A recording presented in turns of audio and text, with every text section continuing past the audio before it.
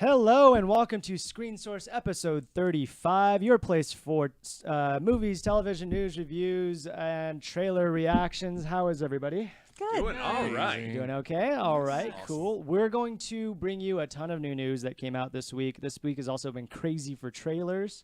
But the first trailer we're going to watch is First Man, which I know zilch about. Same here. Yeah. So let's give this a watch. This one cold.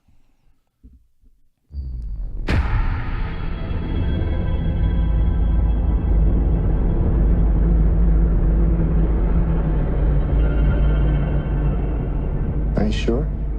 Yeah. Be an adventure. First man to walk on the moon. That'd be something. We've chosen a job so difficult, requiring so many technological developments. We're gonna have to start from scratch. Go and throttle up.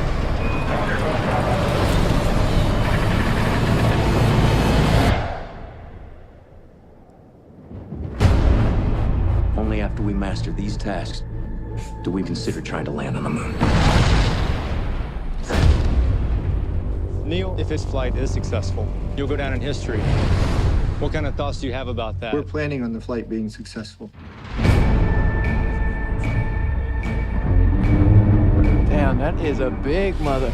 It'll go up like a half-kiloton A-bomb if it blows. The vehicle's not safe. We need to fail down here so we don't fail up there. This isn't just another trip, Neil. You're not just going to work. Do you think you're coming back?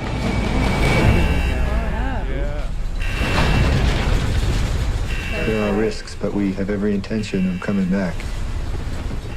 Somebody got a Swiss Army knife? A Swiss Army knife? You kidding me?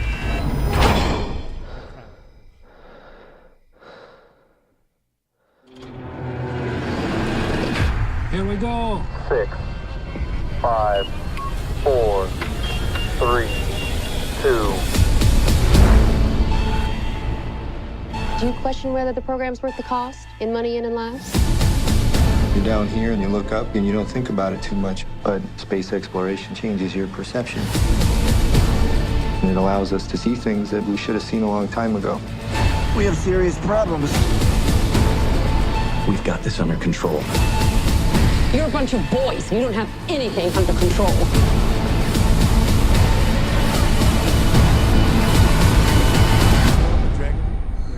Yes. She's Go on the spider's web. Spider's web, okay. Yes. Yeah, I was like, I do it. First Man. Nice. Okay. All right, new historical drama adventure film directed by Damien Chazelle. You guys know him from Whiplash. Mm-hmm. Okay. And nice. screenplays written by Josh Singer, who did Spotlight and The Post. Nice. Wow, all right. Okay. I think I could see why it's so dramatic. Yeah, with all of strong those. team on that one. Yes, Definitely. yes, Yeah. no Definitely. kidding. It's good to see those together. I liked a handful of the movies that I just mentioned from these writers and directors. Clearly, I think the trailer was very. I liked the music behind it, but it wasn't the type of It didn't feel like Transformers music. Thankfully. Yeah. Right, yeah, that's the plus. Yeah, it looked good. I definitely. I'm in.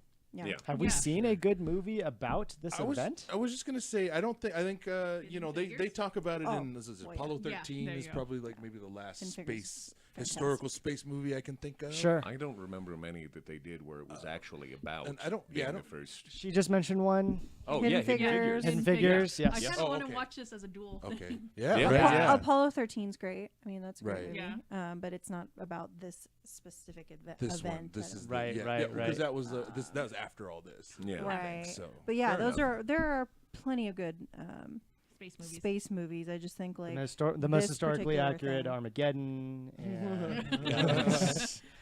Yeah. Hey, you know what? definitely got Everyone the- knocks Armageddon, and I know it's super cheesy, but I still like it. So That's a you guilty can all, pleasure. Yeah. Come on now. So, why would they take a bunch of drillers and train them to be astronauts instead of taking a couple of astronauts and train them how to drill? I don't know. I Because Bruce Willis said so. Because the movie would have been over in 30 minutes. Right. Yeah. They were just Whatever, like, this you've is got incredibly young efficient. Ben but- Affleck and young Liv Tyler. That's all I need. Definitely. One thing I hope they put in this movie, like a real thing, is the pseudo insurance that they made for their families. no company would give life insurance to people doing anything as crazy as going into space. Wow. So what they did is they just took a bunch of mundane objects and signed them and gave them to their families, knowing that if they died in space, those things would be worth millions. Whoa. As a sort of makeshift insurance policy. That's super cool. Oh, That's pretty cool. That's some Cool, dark. yeah. Right? No, that's interesting Yeah. though. I mean, that's Wow. that's in the movie you said. Or, okay, yeah. Hopefully, see, that's cool. hopefully. Right, it's in the right, movie. right. It's a See, really interesting thing. There's that's the one thing I was like, all of these, especially like historical ones, like there's these. That's a very interesting story. Just the whole space program. Just Yeah, if you could, calculations. Well, like in Hidden Figures, the amount of calculations and mathematics that had to go into figuring out how to make this happen Right. in the course of human endeavor was staggering. And how dangerous it was. Yeah. It was And it- so dangerous. was It it was the way more dangerous. First than it Apollo is mission now. where all the astronauts died, they burned up in the capsule. It was that one, or was it There the was The Gemini? Challenger. Yeah, that was yeah. the Well, one where that one too. people were That one watching it, too. like watching it happen, and then it Columbia or like something. blew Columbia, up yeah. as people were watching it happen. Yeah, Yeah, that no, but I was- mean, Oh my like the God. first. I think one of the first. It was either the Gemini or the Apollo program. Okay. Yeah. The first 3 astronauts Mm-hmm. actually like burned up. Like they couldn't get the door Is open. that's what and- they showed in the I think trailer? that's- I think Yeah. that's yeah, what yeah. that was. So Especially I when mean, they were it's either- showing like the funeral. Yeah. Yeah. So I mean, Okay. that's I mean, it was dramatic even then. Can you you know? imagine like traumatic for people this to was 30, 40 years ago. We have not like made it. We have not done anything as insane since, at least with the Right. human body, Yeah, like sent right. them that far away. It's kind of Especially considering that it was all done on computers that have less processing power than those LED lights in the background. it's know. amazing. That's It's what amazing. I'm saying. This It's is so cool. crazy. That is cool. Yeah, those Yeah. room-sized computers. Yeah. I think my parents were telling me that they had, we were asking them like, well, what kind of stuff did you witness growing up? Because, we were talking about like 9/11 and all the things that we have had to see happen. And they were like, oh, well, we watched some people die, like going into space. Like everybody was watching them watching the ship go up on TV, and then of course it just exploded. So Right. Wow. Yeah, you might want to actually answer that. all right, I'll be back. She'll be right back. Yes. What I really enjoyed from the trailer was watching their kind of like Mythbusters behind the scenes. Like you're gonna watch them fail 100 times before they actually get it right. Yeah. Yeah. And that part like kind of looks like it'll be like a fun montage or something like that. Yeah, that maybe. seems really fun. Yeah. Look, strong cast. I thought. Yes. Yeah. Definitely strong cast. Oh, yeah. So I was like, yeah, all right. He'd be a good Neil Armstrong. Mr. Gauze. Yeah. I think like we've been proven time and time again that you don't need like these big name actors to make a really good movie, obviously, or even to get people to go to the movie. But I feel like Gosling is one of those people that is going to draw people in just Always, because it's yeah. Gosling. Yeah. Yeah. He's like super talented anyway. And, Right. and like So anything definitely. bad he's been in just kind of rolls off his back too. Like everybody Yeah. remembers all the Lands on good his feet. stuff. Yeah. Yeah. He lands on his feet. So all in all, you guys are interested in this movie? Oh, Yeah. absolutely. So yeah, yeah. definitely. Cool. I'm, all right. I'm interested in the space overall. Oh yeah. Yeah. Definitely. They Yeah. handled it well. All right, cool. That was For the sure. first Man trailer, and so we're gonna move into our news portion. What is our first bit of news today? And that would be me. So it looks like Quentin Tarantino, and I think they just like made this one official. Once Upon a Time in Hollywood, and the big news, it's turning into a definite Quentin Tarantino movie. The cast, Look at that cast. is Jeez. insane. We got Leonardo DiCaprio, Brad Pitt, Margot Robbie, Zoe Bell. That she's making a name for herself too. Oh, yeah. Burt Reynolds, Al Pacino, Kurt Russell, Michael Manson, Tim Roth, Emil Hirsch. Jeez. And and we just added, let's see. Oh my goodness. We've just added Dakota Fanning. Wow. Luke Perry. Wow. Damian Lewis. It just wow. keeps going. All right. Keith Jefferson. He was in I guess Hateful Eight, and Clifton Collins Jr. Okay, is in yeah. Westworld Okay. right Yeah. now. Okay. And Nicholas Hammond Okay. from The Sound of Music. Okay. And Did it's- you already say Pacino? Yes, Pacino. You did. Yeah. Yeah, Pacino. and Okay. so the movie is set in L.A. in 1969. The film centers around the Manson family-led Tate murders. Yep. And everyone, it says often dubbed as the death knell of the 60s. Yep. Yeah. And very, what they're, Quentin Tarantino's definitely going for like moment in time sort of picture. He's trying to capture, you know, a Hollywood that doesn't exist anymore. Sure. And you know, just a complete, you know. I predict a lot of Hulk Hogan mustaches. Oh yeah, definitely. Definitely. I'm excited for this. Yeah. Oh yeah, no, that just really seems like a cool one, especially with an all-star cast for something as much of a staggering event as the Tate LaBianca murders. They were. Yeah, definitely. And there's unconfirmed reports. Supposedly this is his last movie, but we'll see. He was already slated for Star Trek. We'll see. That's what I mean. Yeah. So they're already. Yeah. We'll take that with a grain of salt. Sure. But I mean, it's definitely looking really good. Looking like a Tarantino movie. Yeah. This sure. is Just pretty based on the normal cast. for him to get all of like a million A-list actors in one film. How did Hateful Eight do? Was that the movie? I think it really did pretty well. Okay. I don't know. I don't know. Like, I think it did about. I don't think that it's one of his significant like breakout ones. Okay, I think it might be on the lower end. Sure. Although, well, you know, it was a good film nonetheless. I still felt so bad about the guitar scene. Oh yeah. Oh. Yeah. That thing was like 175 years old or something. Yeah, and it was like $100,000 guitar, like priceless, like a priceless, and it was then somebody's he guitar. smashes it, and they were supposed to yell cut and switch it out, and he didn't do it. He just wow.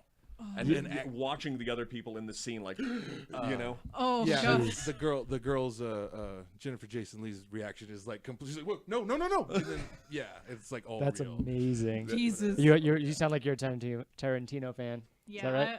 I actually just recently watched Hateful Eight for the first time, so I'm just nice. like, I'm like reliving that moment. Like, no, yeah. when you told me about the guitar, I'm like, oh no. Yeah. Whereas like, yeah, you can't get that back because and I remember they were like, we will never allow you to use our historical items as props for your movies ever again. Yeah. That was a far-reaching dumb move. concussion. May I throw one in? Just a little anecdote that was super funny that I remember seeing in a movie was John Carpenter's Vampires. Okay. Yeah, crummy, you know, late '90s. I liked it. But well, it was just the funniest part about it was there was a scene on the bed with a young lady that Daniel Baldwin's character had taken hostage. Yes. While they were talking, like during the scene, she accidentally burns him with her cigarette. And you see him just like real quick, and she has this look of horror that does not like leave her face. She's so anxious and keeps like looking back to his head. And the dude is such a pro. His attention never wavers. He's like, you just burned the shit out of me with the cigarette, but I'm rolling with it, so let's just get this out of the way. And it was so There's something about Tarantino movies and actors injuring themselves on camera. That too. Like yeah. Django, the glass. Yes. Oh man. Yeah. And He just just no kept sale. rolling. Yeah. Just no sale. That's fantastic. He's I love actually it. gotten a bit of trouble within the last few months because of what happened on the set of Pulp Fiction. Did you guys hear about that? Oh, with Uma Thurman. Yeah, Uma Thurman called him out and said, I really didn't want to get in the car. It was Pulp Fiction, I believe, right? No, Kill Bill. Kill Bill. Okay. Yeah, she's like, I didn't want to get in the car, and he kind of forced me to get in the car, and I was gonna like, please, I want a stunt person, and he kind of like made her do it. She got in a huge accident because of it, and was really upset for many years. Yeah. And she released that information, or at least made a very public statement about it. The same time she made Harvey Weinstein accusations. Okay. That's so this fair. was all like Right. 3-4 months ago. We talked a little bit about it on an earlier episode of Screen Source, but so Tarantino was a bit in the crosshairs there for a bit, but I think there's some directors where he wasn't like, it wasn't Weinstein. It just happened to come out of the same. He didn't Weinstein. He just did a really shitty thing as a director. He endangered one of his actors. That's definitely that's definitely no. By the way, I looked up the ratings of the movies because someone was asking how Hateful Eight did. 74% on Rotten Tomatoes. It is currently the third lowest Tarantino movie. Yeah, that's what I figured. That's Yeah. fair. As far as score or box office? Score. Score. Okay. Critic score. That's a what I figured. pretty Yeah, good that's low. fair. Yeah. 74 is his third lowest. He's got one that's in the 20s. Which one was that? What's that? Shoot, I don't have the page open anymore. Let me. Anyways, so you guys are We'll excited get about back to this? it. You want ready for a man? Oh yeah. film? Oh certainly. Four Rooms. Four Rooms has a 14%. Really? I really like that movie. It has a 14%. What a shame. All right, yeah. Wow. Well, and Okay. it wasn't all his movie. Okay, anyway. Yeah. But yeah, This I like that. Definitely. I mean, the cast alone. Yeah, is that's the main draw is that you do not see many movies as star-studded as this because this is kind of ridiculous. It's almost over the top with how many like A-listers are doing it right if now. he just had DiCaprio, I was already kind of sold. Yeah. Easily. Yeah. Definitely. All right. Well, and also, I'm not sure if this was like a bandwagon thing, but there's been like, Mindhunters is really big on Netflix. There's Duplass brothers are doing a lot of kind of docu-series about a lot of serial killers and things like that. This is and like the I was going to say resurgence, but surgence of podcasts that are all about criminal minds and things like that. True crime. And so I think this is part of that wave that we're going through. That makes sense. Yeah. Oh, yeah. And I'm okay with it because I want all of it. As am I, yeah, because a lot of the true crime podcasts really keep my attention. Yeah, they're fantastic. Super cool. All right, what's the next bit of news? Yes. The news about the new Jared Leto Joker film. So, let's see what we've got here. Yes. Okay, per Screen Rant. The surprise announcement of a solo movie starring Jared Leto's version of the Joker raises a lot of questions about where the Clown Prince of Crimes film fits into the DCEU. Talks about that he first took on the role 2 years ago in Suicide Squad. It was a huge financial success. Was it now? Okay. But received middling reviews and was just as polarizing as all the other DCEU movies that were not Wonder Woman. I think it broke. They're being very generous with this. Oh, yeah. They I Anyway, could I'm be sorry. wrong, but I think it broke $1 billion, Suicide Squad. Yeah. Really? Yeah. Well, fair enough. Okay. Fair enough. Let's see. No aspect of the film was as divisive as Leto's Joker taking up the mantle of Batman's greatest enemy after Heath Ledger, but after introducing him as a fairly minor presence in Suicide Squad, they refer to as a baffling choice. Didn't really have a purpose in the main plot. Okay, so anyway, let's see here. News that an unrelated Martin Scorsese-produced Joker solo film, which may star Joaquin Phoenix, only muddied the waters further. Development on Leto's own solo movie shows that Warner Brothers believes that version of the character, they're looking to expand on it. Said that just DCEU is in a state of creative flux right now. They're attempting... Yeah. That's said nicely. Yeah, precisely. There's going to be... that Batman is going to be in it, but it's going to be an older Batman. 20 years past. Yeah. Don't know a lot of specific details about this Batman's past.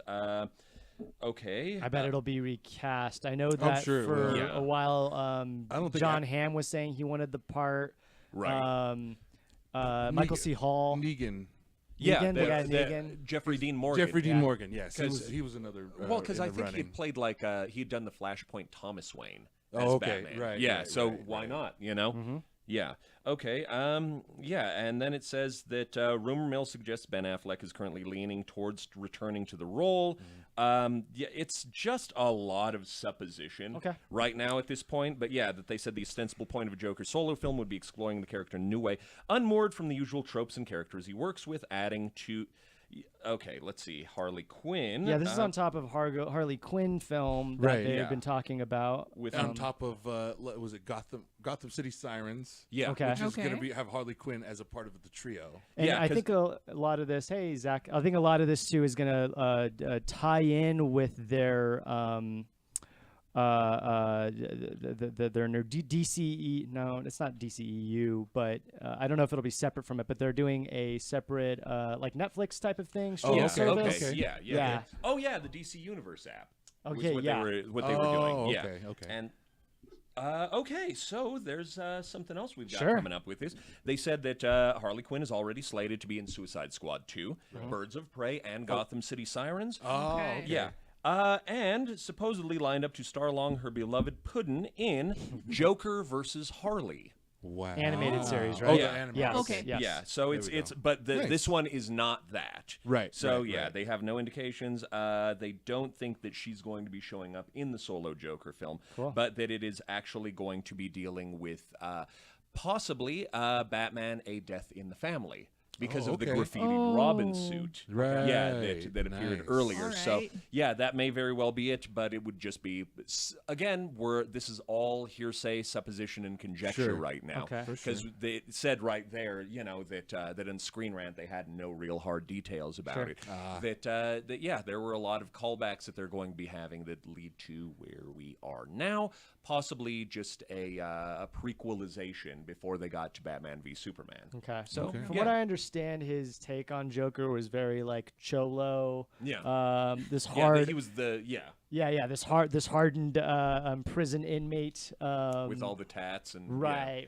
Very different take than what they had done, than what Heath Ledger had done, Right, and other people have done with the Joker in the past. Mm-hmm. Are you guys excited to see more of this? I would. This one's polarizing for me because I'm not a big fan of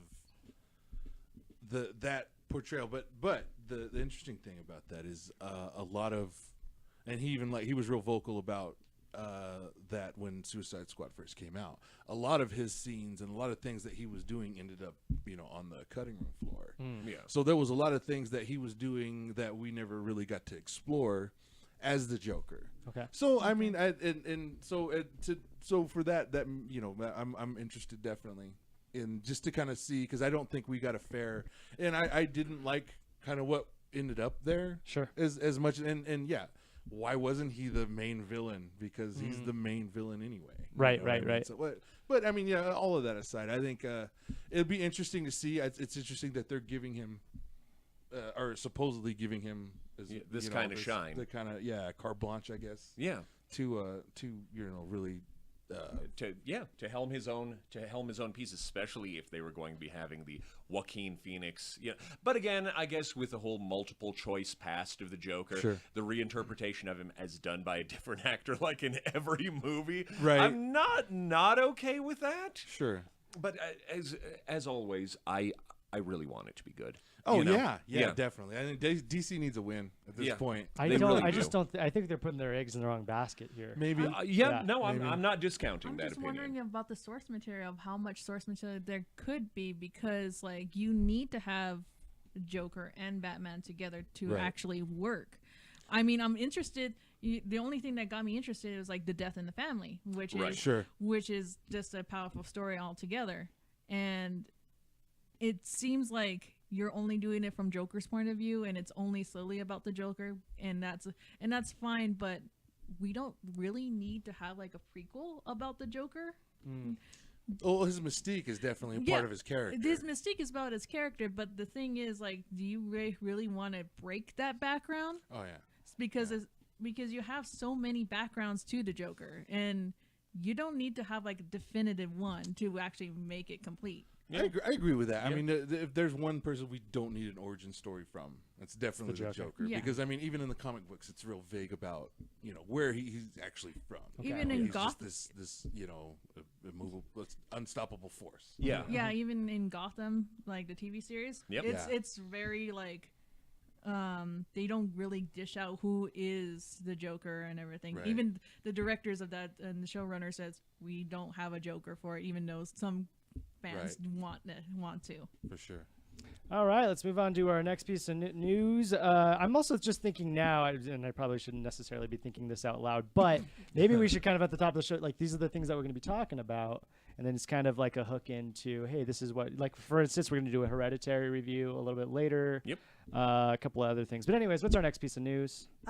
So I guess there's going to be a Willy Wonka origin film, and they're looking at Donald Glover and Ryan Gosling are supposed to be, I don't know, it says shortlisted. And then Ezra Miller is also in contention to play Willy Wonka. So I don't really know who Ezra Miller is. Does anybody know who he is? He was the Flash in the Justice League. Got it. Okay. That's a young Willy Wonka. Okay. Sure. Yeah. Well, is that the idea? I suppose it says young candy creator, so I think. Yeah. So is Donald Glover also in the running to be? So Willy all Wonka? three of them, I think, are supposed to, or like not. They're not sure who they're going to cast yet. For Willy Wonka. Wow. So it says that Warner Brothers has been working on this prequel / origin story since 2016 with the hopes of launching a franchise centered on Roald Dahl's classic character. And what else? That's kind of, we don't have a whole lot. It says that any one of these actors would be a pretty big change from the screen versions of Wonka that we've seen before. And that even though they're all respected talents, it may just come down to whoever clicks best with the script. So, of those, do any of those stand out to you? I mean, I'm a huge fan of Donald Glover, but sure. I also worry about where the saturation point is with him. Okay. Because they're kind of putting him in like everything nowadays. I think they're just and there we go. It was like we've got a commodity right now, and Right. it's just like, and I'm sure he does not look upon all of this without a certain irony. You know, Sure. Yeah. But yeah, it was just like he was good, and Ezra Miller was actually really funny. He's got good comic timing. He's a funny kid. He's very, very good. And who was the second choice as well? It was Ezra Miller, Ryan Gosling. Or Oh yeah, and then Ryan Gosling is a proven commodity. But the other thing too is, what was the last comedy that he did? I was gonna say I don't know that I've seen anything. We just watched the trailer comedic. where he's serious. Yeah, exactly. Of the three, and as far as comedy is concerned, I mean, he's got to go to Donald Glover. Yeah. He's Yeah. been a Sure. writer for 30 Rock. 30 Rock. Yep. He's been on Community, where he was fantastic. But Yeah. like Donald Glover's comedy is usually like rooted in real life, like it's situational, like down to earth kind of Right. comedy. Yes He and doesn't no, but really in Community deal with it got surrealism. in that Community much. it got very surreal very often. True. I mean, that show was just off of its rocker many a time. Yeah. Well, and Mystery Team was definitely Mystery took it in Team. a different right. direction. Yeah. But it's an interesting group of choices that Sure. are arrayed I before us right think now. Miller's got the most to prove here. I think he could probably pull it off, and I think this would be big for him. Actors aside, I'm just wondering if it's going to be a huge CG budgeted thing, and Probably. I'm kind of afraid about it because the Johnny Depp film's kind of just like so much like CG and whatnot. And Who did the Johnny Depp one? Who That was directed Tim Burton. Yeah, that was Tim Burton. That yeah. was Tim Burton's baby. So Yeah, didn't It wasn't do very too well. good. no, it's not, I didn't and like that's it. why I'm kind of hesitant Yeah. about this one because it's like, Yeah. do you really need a Tim Burton's Wonka kind of been cast? flopping for a while now, I think. little so, bit. So Yeah, the not in his question prime. is, will they go with the iconic orange green-haired Oompa Loompas? Because they are never actually described as that in the Yeah. books. They're just Yeah. small people. Yep. But at the same time, that same CGI Indian man hundreds of times. Oh yeah, was Deep really Roy. creepy. Yeah, Really Deep Roy creepy. was kind of a strange. Well, because I remember, wasn't it the original interpretation was they were kind of like, what was it? Yeah, Pygmies. Pygmies. Yeah, that was it. Pygmies. And it was Oh, just okay. like, it was in yikes territory, pygmies. So. yeah. And then of course Snozberries. Yeah, It was a product of its time. it was, Yeah. and he'll be rolling in his grave. So. Oh, roll doll. Well, anyways, that's the news for the new the new film regarding Willy Wonka. What is our next bit of news? That is me. So, HBO has been talking for a long time about spin-offs for Game of Thrones. Some of those have been considered to be prequels, 5 prequels to be exact. One of them, though, we finally got some background story to it. Statement from the network, and I quote, "Thousands of years before," end quote, "the events of the current Game of Thrones series. The series chronicles the world's descent from the golden age of heroes into its darkest hours. We're going to be learning a little bit about the history, including White Walkers and mysteries of the East to the Starks of legend." They're saying it's not the story we think that we are expecting. So they're saying expect the unexpected, I guess. I have a feeling that this won't come out until late 2020, maybe 2021. Which Are is we? Are we at the end of Game of Thrones? Yes, we are. Yes, we are. You had me Absolutely. at Golden Age of Heroes. Yeah. Nice. I really like the stories of these people. So this is the what are the name of these Children of the characters? Forest? Yeah, they're very early creators of the White Walkers, as far as we understand. And I think it might go back even further than that, or will be the story might be focused on these Children of the Forest. All I can say is that I really want this, especially knowing that we're in our last season of potentially the greatest show on television at the moment. Yeah. How are you guys feeling? Go ahead. Yeah. Go ahead, brother. I'll watch anything that's Game of Thrones. Yeah, I mean, Yeah. it's again proven commodity because this is all. Yeah, it is all amazing stuff, and yeah, it's something that it's such a rich history that I would love to kind of see again the prequelization of this, especially in brighter, more optimistic times. Sure, you know. I think that's one of the things I'm interested in is it going to be a series that's high fantasy as opposed to, I think Game of Thrones is really grounded in a lot of much more low fantasy, human like stories. I mean, human like. I think wonder further back in like the history, it actually is a lot more fantasy-esque. Well, see, that's what I mean. Because it be like Children of the Forest and then the First Men. Do you think that would change the tone? Would it still be Game of Thrones? I think it would still be Game of Thrones. You're just looking at like. If we're just Silmarillion. Yeah. Right. It is the Silmarillion. Yeah. Tales of Westeros. Okay. Yeah. Okay.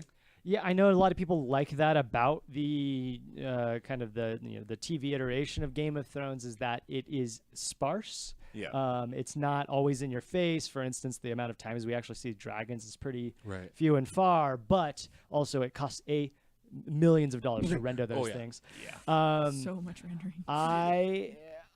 I am actually interested in seeing more, lower to mid to higher. I don't know, more fantasy, I guess is what I'm trying to say. I wouldn't be against it. I think they can do it tastefully and it to not turn into some other crappy fantasy CW thing. Yeah.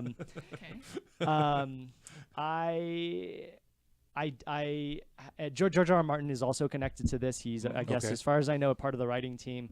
And so I don't think that we are going to get people dropping off after Game of Thrones. I think, especially with all of the hype behind how they're filming the last season and 45 days straight of filming one scene or one battle scene. So he's going to be taking his hand in this one as well. Yes. We're never So he's not see the leaving ending it. book series. We're never going to see it. I think with all that in mind, it'll carry over. It's I okay, mean, guys, we can go to Santa Fe because we live in New Mexico and actually wait at that theater that George R.R. Martin owns, and he'll probably be there. He's there I wonder a if lot. I wonder if they'll actually even do like pilot things there.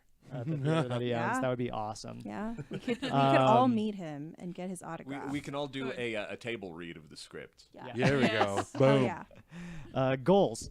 George R.R. Martin. Hi. Put that as a Patreon goal. We love you. Patreon there goal. we go. Yeah, shake George R.R. Martin's hand. Patreon goal. There's all of us. Yeah. At one time. So Fernando gets to actually We touch should his just hand have and him we're on all touching. Screen Source. He can like weigh in on things. Yeah, we'll get him on here. Just tune in next week. We I have him right value now, your George R.R. opinion. Martin. Yeah, You come know, on in. judging by the sort of dude he is, he might. Yeah. You know? He's, It's one of he's those, pretty would you be on our chill, I've heard. podcast? So- Yeah. What is I hear he like types on an MS DOS and he's Yeah. like just a weird dude. Yep. Anyways, we love you. Nice. Keep making this shit. Please do. You're And awesome. It's really good. what is our next piece of news? I don't know what this is. I think this is Cheska. Yeah. Oh yes, it is. Something about Adam's family. Yes. Oh wow. Yeah. Well, it's got some good casting. All right. So MGM has got the full cast of the Addams Family animated movie. It's going to be with Oscar Isaac, who is Always good. He's going to be as Gomez Adams. Awesome. Charlize Theron as Morticia. Chloe Grace Moritz. Chloe Grace Moretz? Yes. Yeah. As Wednesday, Finn Wolfhard. Nice. As Pugsley. Nice. Nick. He's also from Game of Thrones. Yes. Oh, okay. Nick Roll as Uncle Fester. Ben. Nick Kroll? Yeah. Oh. Let's see. That's Betty inspired. Midler as Grandmama. Oh my God. Oh, that works. Yeah, I can see that. I kind of want to see this live Allison action. Janley as the family's arch nemesis. What? Marigold Needler. Oh my God.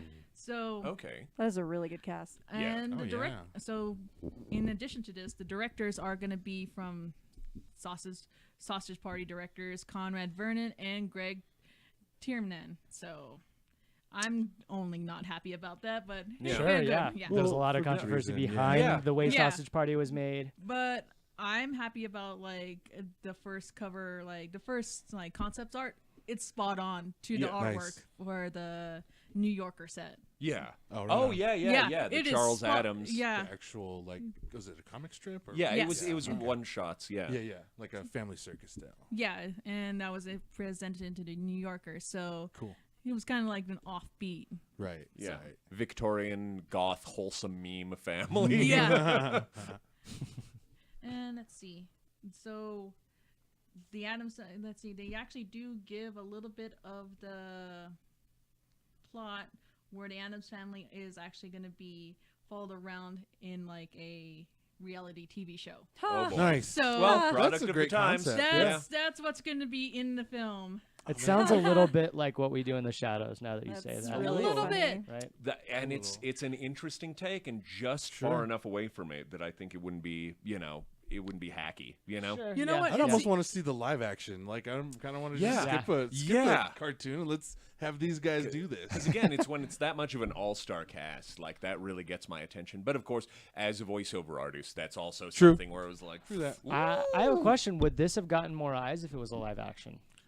Yes. very possibly, I think very it may. possibly. A It lot of would've people, been better. I mean, a lot of people love the Addams Family Yeah. films. So, Mhm. and I like the TV series along with it as well. Yes. Well, and you was know, there a was there a nemesis in the TV show? Is No. this a new character that This they're is making? this is a okay. whole new character. Okay, I so think they're coming. They're just kind of riffing on. well, considering that it's the Addams Family and their whole thing is like turning like society on their head and being wholesome at the same time. Yeah. The reality TV show actually is worth it. Yeah. Right. Yeah. Because I mean, who's the closest to a nemesis that they had? Like Tully in the first In the movie, yeah. And it's always happy, perky families and everything. So right on.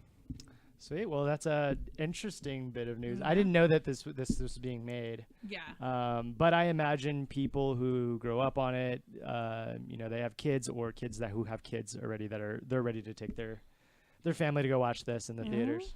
Yeah. Is it, do we know? Is it? It's not DreamWorks or Disney or anything. It's it is MGM. It's MGM. So I have no clue. I don't either. Who might actually be in the end of this? So if MGM does well, yay. Did they also release Sausage Party? I think so, and that's what worries me. Okay. Yeah. So because I know you're not a big Rightfully fan. so. No, of I it. am not a big fan at all. Yes, Yeah, I'm not a clearly. fan of behind the scenes either. If you're interested in looking up the history of that, it's full of shit. Yeah. They really screwed over a lot of people, but I did enjoy the movie. But I think that's partially because I really enjoy the humor of Seth Rogen. Cool. But anyways, let's move on to our next part, which is we are out of news now, and we are Okay. moving on to coming soon now with Post Tomatoes, which always comes before. Pre-tomatoes. Great. I think that might be the first time it was everybody. We did for mine. Oh, Right, we did? yeah. Damn it. Nailed And those it. were all new people. Yep. That was awesome. Yeah, he prepped them. I should start prepping. The most important part of the show, obviously. This is a segment where we throw on our we look at the newest movies or television shows that are coming out. We assign what we think the Rotten Tomato scores are going to be, and then we look at the actual scores the following week. Last week, Jessica, tell us what we were putting our scores towards. So we were looking at Hereditary and Hotel Artemis and Ocean's 8.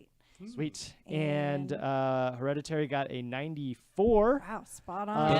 And our guest was 94. Yeah, super cool. We did it. We all did go it. out for milkshakes. I think that's something like that happens. Hotel Artemis, we guessed a little high. Wow. A lot That's of high. surprising. Oh, Yeah, so I'm very sorry. disappointed. We Wow. thought it was going to be an that really 80. sucks. It's got an all-star cast. The premise is pretty cool, but it ended up at a 58. 58. Huh. That's disappointing. Still gonna see it. Right. Yeah. Me too. Yeah. And Ocean's 8, which we were all excited for. This franchise has done pretty well. We guessed 78, and it was 10 above what it 68. actually was. Still above average. Yeah. I think so. Yeah. Yeah. 68 is a I'm still watchable gonna score. watch it. Yeah. Yes. Definitely. Yeah. Because the Definitely. cast is so good. I'm just like, okay, I can overlook. So we've all seen Hereditary. I don't think any of us watched Hotel Artemis or Ocean's 8. Is that No. correct? Not No. yet. Yes, not Not yet. yet. Not yet. I will say that we'll get into Hereditary a little bit later, but I think a 94 is pretty reasonable. Yeah. Well, it's a 94% terror rating. Yeah, out of 90%. Right. Yeah, for sure. Yeah, very cool. All right, so let's move on to our next event. Coming soon now with Pre-Tomatoes, which always comes after. Post-tomatoes. You caught on in the air. That's good. Yeah. Okay, so what are the new things coming out this week? We got Tag, Yeah. Incredibles 2, and Superfly. This is an interesting week, I think, Yes. for film and television. It's a pretty good week. I So, think. what do you guys know about Tag? Did you guys watch the trailer? We It was watched the hilarious. trailer here. Yes, Yeah. yes. And it looked like fun. And then I've also seen it in theaters, too. Actually, right before Deadpool 2. The trailer. Yeah. Yes, The yes, trailer, yes. Yeah. Cool. I remember, oh my God, who's the black comedian that's in this Hannibal movie? Buress. Hannibal Buress talking about how stupid the premise was, but he's still really excited for it. Yeah. I'm okay with that. I love that. John Hamm, a bunch of amazing actors. So if you don't know anything about it, it's about a group of men who have friends. Male friends who have been playing a game of tag for how long? 10 Since years? 20 years? Like since their childhood, basically. It's ridiculous. Yeah, Based on a true story. Yeah, based on a well true story, into which their is the adulthood. insane part. Yeah, Yeah, because it was the one guy, Jeremy Renner, there in the middle who'd never been tagged by anybody, and then it's like him slapping them and slamming doors on them and stuff. I love the premise. I think it's super quirky and fun. I like the cast. I think that the trailer, they did like a little pre-trailer trailer thing, which Yeah. I'm usually not fond of, but they did one that was separate from the movie. Of Like, him it was, like getting tackled and yeah. And it was clearly right. not in the film because they were breaking the fourth wall and talking to the audience. I like when they do that for trailers. yeah, that is cool. Yeah. So you guys excited for Tag? You gals? Yeah. Yes. Yeah, it looks looks funny. it looks like a lot of fun, honestly, and It's that's really what's funny. important with these. Definitely. We can go to the Rotten Tomato scores at the end, but I'm No, interested no.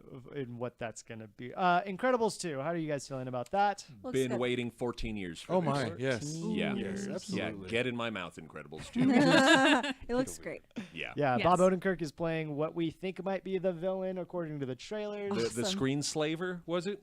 Yeah, that sounds right. Yeah, something yeah. along Yeah, those lines. I like Yeah. that name. Okay. It's a Yeah, good one. Right, right. That is the name. That's Screen Nice. Slaver. Okay, yes. That's I'm awesome. excited for Such that. a I'm good excited for name. Bob Odenkirk. I'm excited for basically everybody's very excited about this new Disney film, which drops this week on July 20. Nope. 9th. It's Oh, next no, 14th, June 14th. Oh, Okay. Yeah. Yeah, that's- 15th is Friday. It'll actually come out on Thursday. Neato. I know Scott, previous June 15th. co-host. June. I'm sorry, I said July.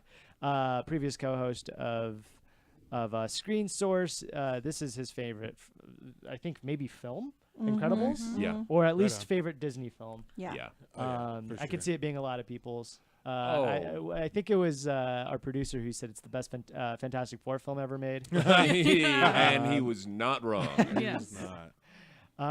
And lastly, a Superfly. We watched that trailer here, I believe. Yeah. Okay. Yeah, this is a reboot or a take on. I guess like it'd be yeah, reboot, I guess, reimagining of the reimagining. There we go. 60s. 70s. 70s Yeah, the story black of young blood exploitation. priest. Yeah, Yes. 70s black exploitation film. I liked the trailer that I saw. I've never seen the original though. I had, Okay. and it was just the same kind of hustle and grind. The dude, gets out of a bad situation and just basically has to jump into a life of crime, get back into it. Unfortunately, I'd already kind of heard people shitting on the trailer. Okay. Already, so we'll see. You know. Yeah, interesting. It's also the reason. Is it Curtis Mayfield? Yes. Is that Yes. right? Yeah, Curtis Mayfield was the one who did the soundtrack. He did Yeah, the the soundtrack. and I think and it was there was iconic some sort of songs. it's iconic song Superfly. Yep. It's like the first soundtrack to be up for I don't know. It was a really big deal, this soundtrack, Very much as far as so. I understand, and it had a lot of Well, accolades. I think Superfly was one of the touchstones, like the original was one of the touchstones, crossing over what blaxploitation was, and then what we think of it is now. Okay. Yeah. And it became mainstream. I remember people, Yep. the stories where people were buying the pimped out pimp cars, Yeah. and calling. They were like driving these little pimped out Cadillacs, and With people the were grilled calling up fronts. Cadillac and be like, I want this Cadillac that's in this Oh movie. man, And, that was a and- Cadillac High Time. yeah, Yeah. And then and just all the big like pimp cars and things that you Yeah. saw in the movies. It was so kind of push that. So it was kind of it was really real mainstream for the time. Interesting. Okay. Yeah, I mean, we can't dishonor the fact that this is a huge cultural revolution in film. For sure. I really like the poster there where he's got that cane and the cities on it. It looks balancing cool. Nice. It's a good looking poster. I enjoyed the trailer. I mean, it's really flashy and really everything a movie like that should be probably. Sure. Yeah. So. Okay. All right, let's assign some Rotten Tomato scores. Who wants to go first for Tag? What are you thinking? Oh man. I'm gonna say high 70s, maybe. High mid to high. I was thinking maybe 75. Beginning. Yeah. 70? Same. Really? You guys are that Yeah, high? like a little- I was going little- low 60s. You think so? personally. I'm thinking Really? 68. Oh, wow. 68, Yeah, maybe. Yeah, I maybe think in it the looks middle good. there. It's a good cast. I just don't know, like, if people are going to be like, if critics are going to be like, oh, I like the premise. I like Respond that. to It's it. good. That's the thing, because again, as okay, we were talking about, it's a lot of those movies that are a lot of fun that still tend to be low rated. Because we saw there were a couple of those that we liked. That Well, there was what was that movie that just came out where they was it like an escape room thing, or like they had to figure out some mystery, but it turned out to be real?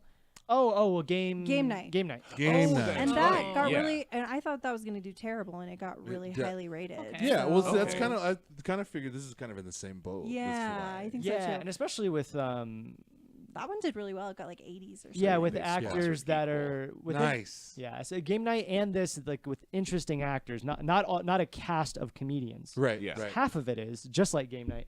And as far as I understand too, I've listened to other critics talk about comedy this year, and it's been pretty quiet. yeah. There's not been a lot of things. There haven't been many things to talk about. I feel Pretty didn't do that well.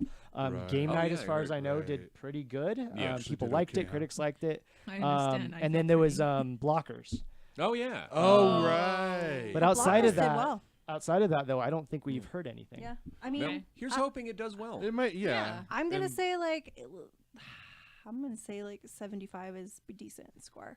Yeah. Yeah. Something. I think, like you said, I think it's coming at a time where it's a little dry for. Hey, comedy can you now, close the and- door? I'm hearing something out there. I think that's probably Zach. Yeah, go ahead. Yeah, no, I just like it's like you said, I think it's at a time and people like comedies. Yeah.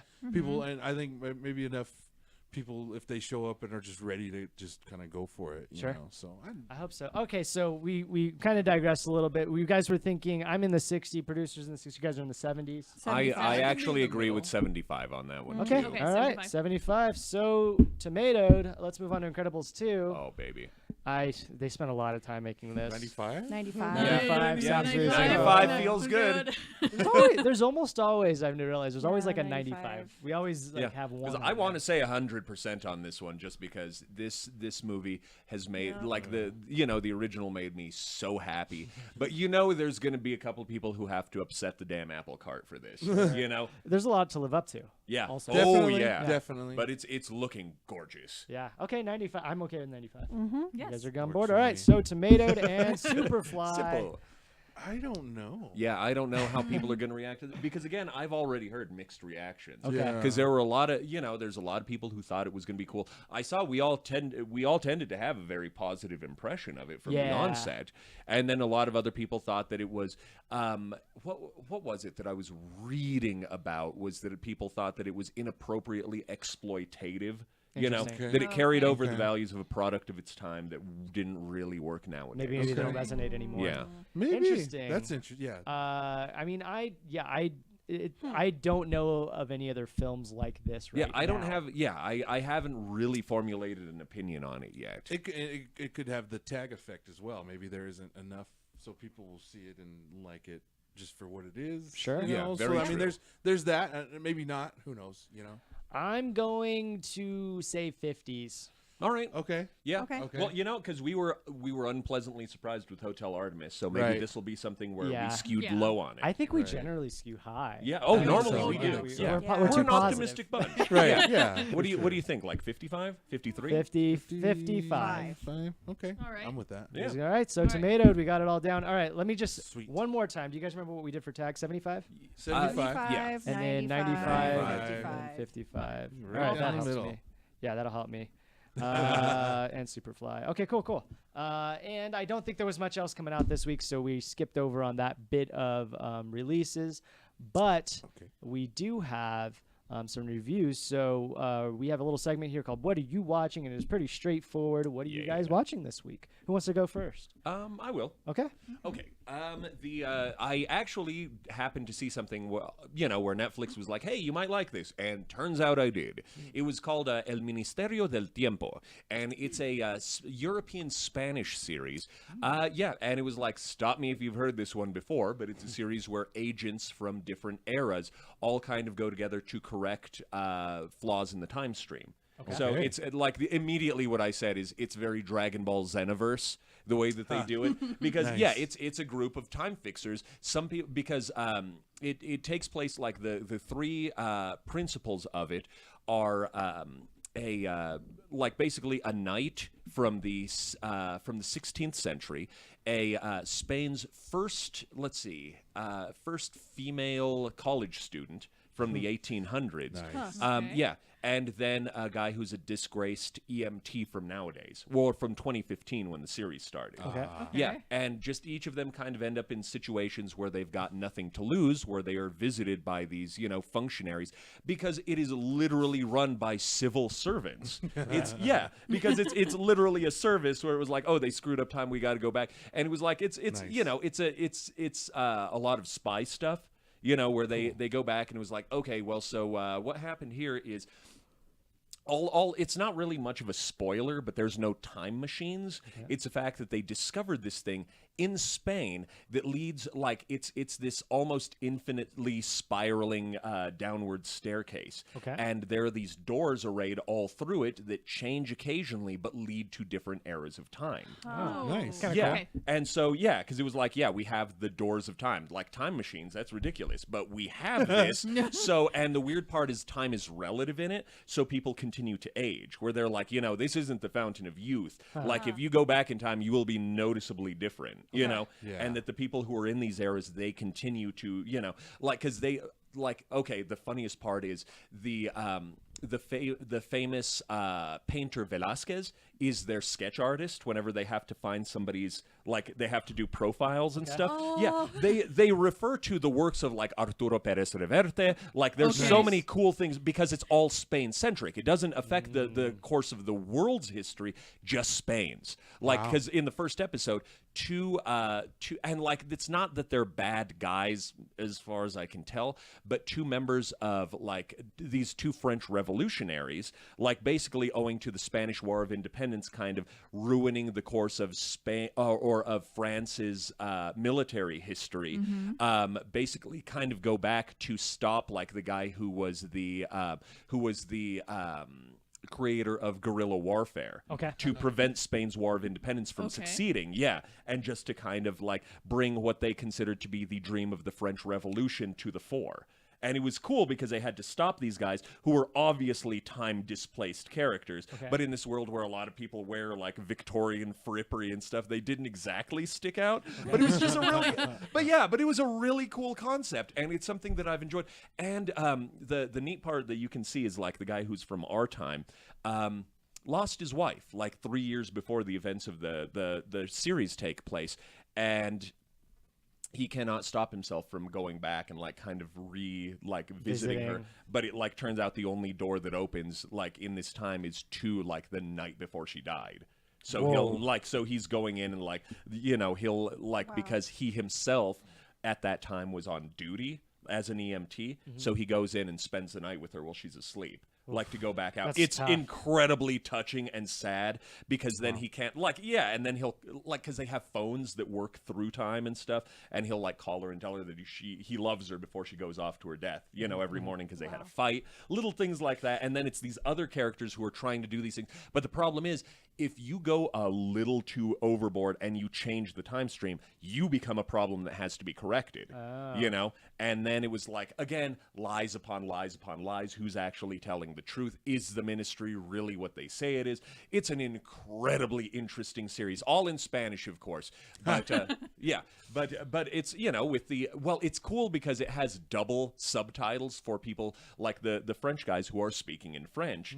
So it's subtitled in Spanish, subtitled in English. Nice. Interesting. It sounds like Dark on Netflix. Have you ever watched Dark? No, but I know of it. You should watch it. It's really, really and good. it's and as a Netflix all series, watch it commanded my attention. Well, and the thing that I like too is that the guy who was from the 1500s, because the first female college student is basically assigned as team leader because they were she is the brains. She's the one who is the most, she's very modern and forward thinking and just had a lot of stuff that obviously in the 1800s would have been considered revolutionary, in the way that she looked at things. And they assigned her, and the guy who's the knight is just a woman in charge? That's crazy. And then he goes along with it. So it wasn't this insane amount of misogyny or anything like that. They were just well, that's weird, but okay. We're okay with it. So yeah, I like that they were a lot more reasonable about it in this. That sounds really interesting. Super cool show. You sold it. Speaking of a woman in charge, what are you watching, Cheska?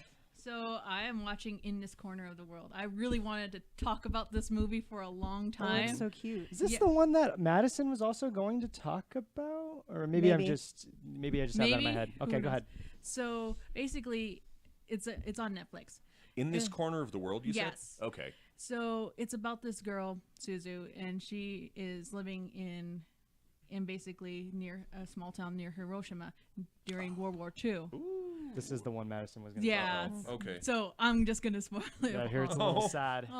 It's really sad, but like Suzu's actually just kind of like this earnest girl. She really, really does really just wants to draw things. And she gets like into this marriage where she's like, oh, okay, I guess I'm going to be married. And you figure that an arranged marriage would be really bad, but actually the family's really forgiving. And it follows all the way from her like during the war from like 1944 all the way up to the bombing. So you're and they do give like months of hesitation. So you follow her like through what happens for rationing all the way and her preparation for the war and everything. You really do sympathize with her. And then, of course, when her whole family is still in Hiroshima. And she was about to go over there because her family lives there. However, the only thing that you see that's really powerful is you see this flash. Oh, man. And that's it. Yeah. It doesn't even focus on the cloud. It doesn't even focus on anything. You just see this bright light. Yeah. And that's it. Oh, man. And it's really like a powerful film where you see like the other side of things. Because like over in America, we tend to glorify like the war and everything. Sure. Right. But on this side, like you only see glimpses of what like the nationalism of like Japan and everything. So you just see her kind of heartbreak as soon afterwards when they found out that they lose the war. And she starts crying and everything. And of course there's a rebuild, but there's one moment in the film where it actually puts up to shame. Wow. Oh yeah. There is one tiny micro story in there between Suzu's story. There is one tiny story because Suzu actually loses an arm during a bombing. Nice. And it's her drawing arm. Oh, no. So man. yeah, and she loses her family's little sister. So and she God, it's really powerful because like so during the whole time is like you see this little girl, this random little girl. It just starts like a random little girl in her whole life in Hiroshima. And the flash happens and you'll see like a mother carrying her child as like when things gone to hell. Yeah. And the mother dies, like she sits down and the mother dies, but the little girl's still alive.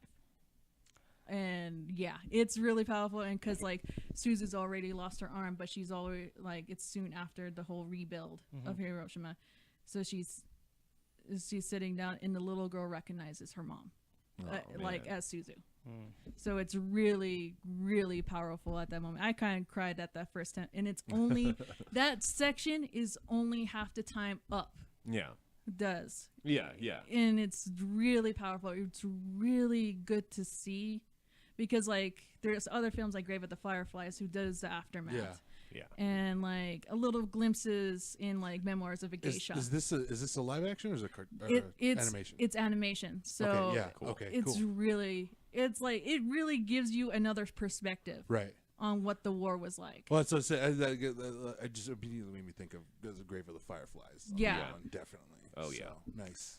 All right. Well, it's really powerful. I'm like, I was crying the whole time. Sounds just as upbeat as Incredibles 2. So maybe I'll give it a watch. I want to watch it. That sounds really good. Yeah, interesting. I love a good cry. Yeah, I could do that. I have like a weird story. My great-grandmother was in internment camps in California during that period of time. I'm half Japanese.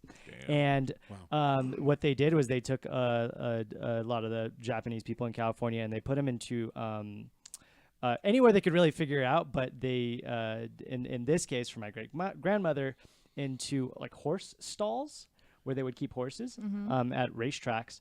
And many years later, I don't know, 30 years later or something, my mom has been working there now for like decades. My mom, It's a racetrack. Really? yeah, it's like a really famous popular big racetrack in SoCal. Wow. So it's just really weird how like the history How of it comes California. full circle. Yeah, lots of places in California are like that. They're rebuilt or refunctioned or used for something else. Yeah. Right. And see, like my father was, he enlisted and he got placed in Japan in like the 1950s, and so like he was working on radios at the time, and like he was telling me how things have rebuilt and everything, but like he saved like a Japanese man as he was working on the radio towers. He saved them from falling off and everything. I think he got like a letter to like a recommendation from that. So it was kind of weird to watch this film and then kind of like see the bounce back, because like American soldiers like occupying that for a while and putting radio stations and all that stuff on there. Nice. Yeah. Crazy. Yeah. All right. Crazy. Well, sounds like a good time. Yes. What did I watch? I watched Lost in Space, the other Netflix original. Yeah. This is a live action series. They're done with the first season. They've already slated a second season, which thank God. I really enjoyed it. As far as I understand, it sits somewhere in like the 70 percentile in regards to ratings. Madison, who has been a regular on Screen Source, or at least for a little while, was not a big fan of it. So, it's a little bit divisive. I had a really good time. It kind of felt like a Disney family film almost. Okay. I shouldn't say film. I shouldn't say film, but TV series in that it is based off Swiss Family Robinson. I mean, what do you expect? right. Oh, yeah, the original Space Family Robinson. Yeah, Space basically, which Okay. the original series was from the 60s. I think. Yeah. And so clearly a big upgrade. If you look at images or clips of the original series, it looks awful. So it is a lot of it's basically about quick premise: a family that is moving to space because Earth is no longer inhabitable, and they land, and they simultaneously land with a robot alien from another world, and it's kind of the interactions between them and this robot, the community that they eventually find, and the robot and each other, and other things that they explore, and many other things like Walking Dead, for instance, who do we trust more? Who's the real villain here? Is it the humans? Things like that. So are they lost? They are lost. Yes. How did they did get you lost? see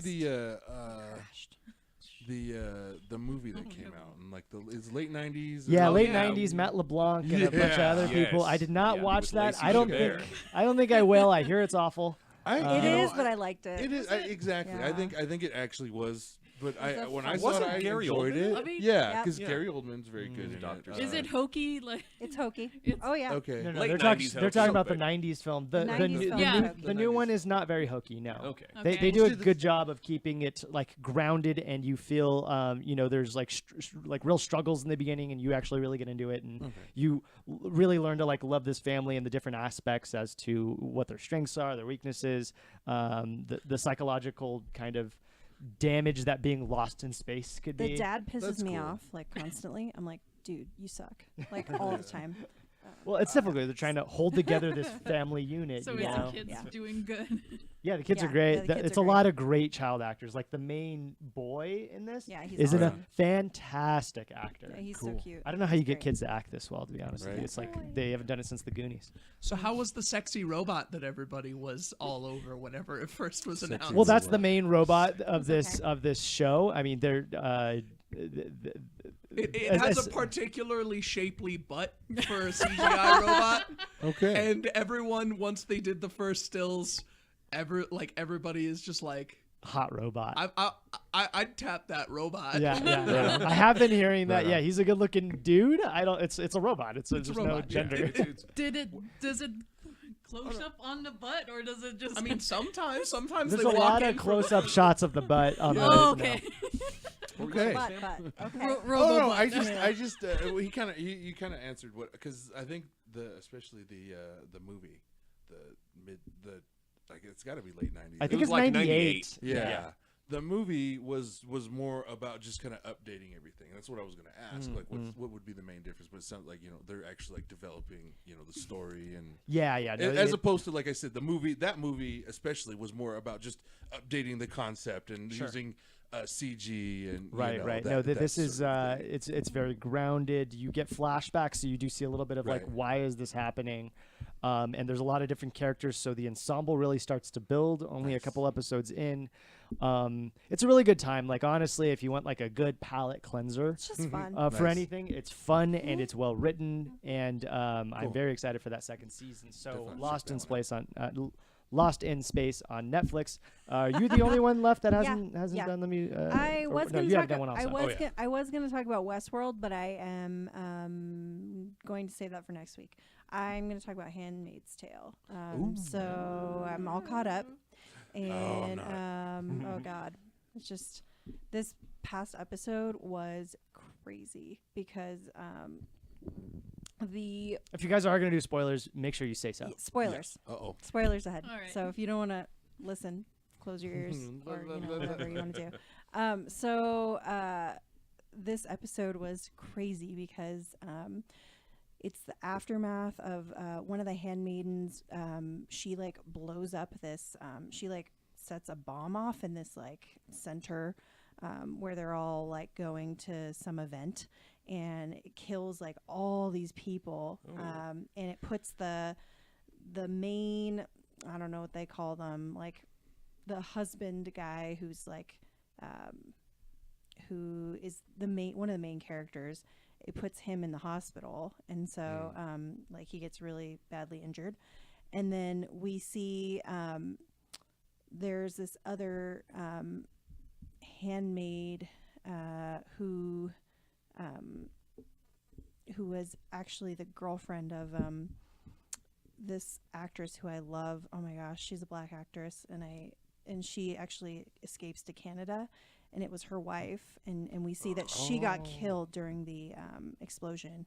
So she finds that out in Canada. They're like listing all the names of all the people that got killed, and like one of the handmaids that got killed was her wife, which is like so sad. And then we see the main wife, who was the girl from Dexter. She also gets like whipped by her husband Jennifer for like Carpenter? No, I don't know what her name is. Maybe it's Jennifer Carpenter. She gets whipped by her husband for doing something that he told her not to do. And we sort of see all the wives in this story getting treated like a lot better than the handmaids, and they kind of run the households, and they're not treated like half as bad. Like they're actually somewhat respected. But as we see this world get like, it gets more and more religious and strict, and like especially after this bombing, everybody gets so serious about things. And he finally, she does something that he told her not to do, and then he like whips her with an actual whip, and he makes the handmaiden watch, who is the girl from Mad Men. He makes her watch the entire time he's whipping her. And then she goes up to the room and tries to like tell the wife, like, are you okay? Can I help you? And she's just like crying, and it's super traumatic. But it's crazy because you see their relationship kind of get closer, because the wife sort of understands what the handmaiden has been going through this whole time, and is finally like, wow, they really treat women like crap in this world. And I never realized it until I actually got whipped for it. And so, it's just such a good episode. And the thing that she did that she wasn't supposed to do is she got there was a baby that was sick, and they needed like a neonatologist that was like an expert. And the only one available was a woman. She was a female doctor. And they, of course, don't have any women in positions of power or any kind of like role that is even a job. Like they can't work really. Their only jobs are like handmaids. So they bring this handmaid who was actually a neonatologist before, in to help this baby. And so that was what the wife did that she wasn't supposed to do. And so, yeah, it's pretty crazy. And the neonatologist actually saved the baby's life. And so it's just all crazy because they're doing things that they're not supposed to do. The women are starting to like figure out like their relationships are changing, and oh my God, it's such a good show. So I love intense. it. Yeah, it's really that freaking actually intense. sounds- It's great. It's so good. Yeah. All right, what are you watching? So this week I watched a movie called I Killed Giants. So it's based on a graphic novel that came out in 2008, and the story it follows pretty closely. The writer of the graphic novel, his name's Joe Kelly. He actually wrote the screenplay for the movie, so it's pretty close. With the source material, and that was kind of one of the things that they were. And it revolves around this little girl. Her name is. The actress that plays her is her name's Madison Wolf, and she's very Yes. let's see. She's very good in this, and her character is this young kind of outcast girl that's she's going through there's some family turmoil at home, but she is actually very involved in her kind of internal life, which is that she kills giants, and that giants are real, and giants are very destructive forces, and she's one of the people that's able to actually see giants. So she says, when people see hurricanes or they'll see freak tornadoes, it's actually a giant. And that's cool. And she is the giant. She's the self-proclaimed giant slayer, and so That's she cool. talks about. So, and it's really about like her journey, and the people don't, that's she's dealing with some things in her home life as well, and it's kind of that go alongside with her journey with the giants, and we're kind of introduced to this character.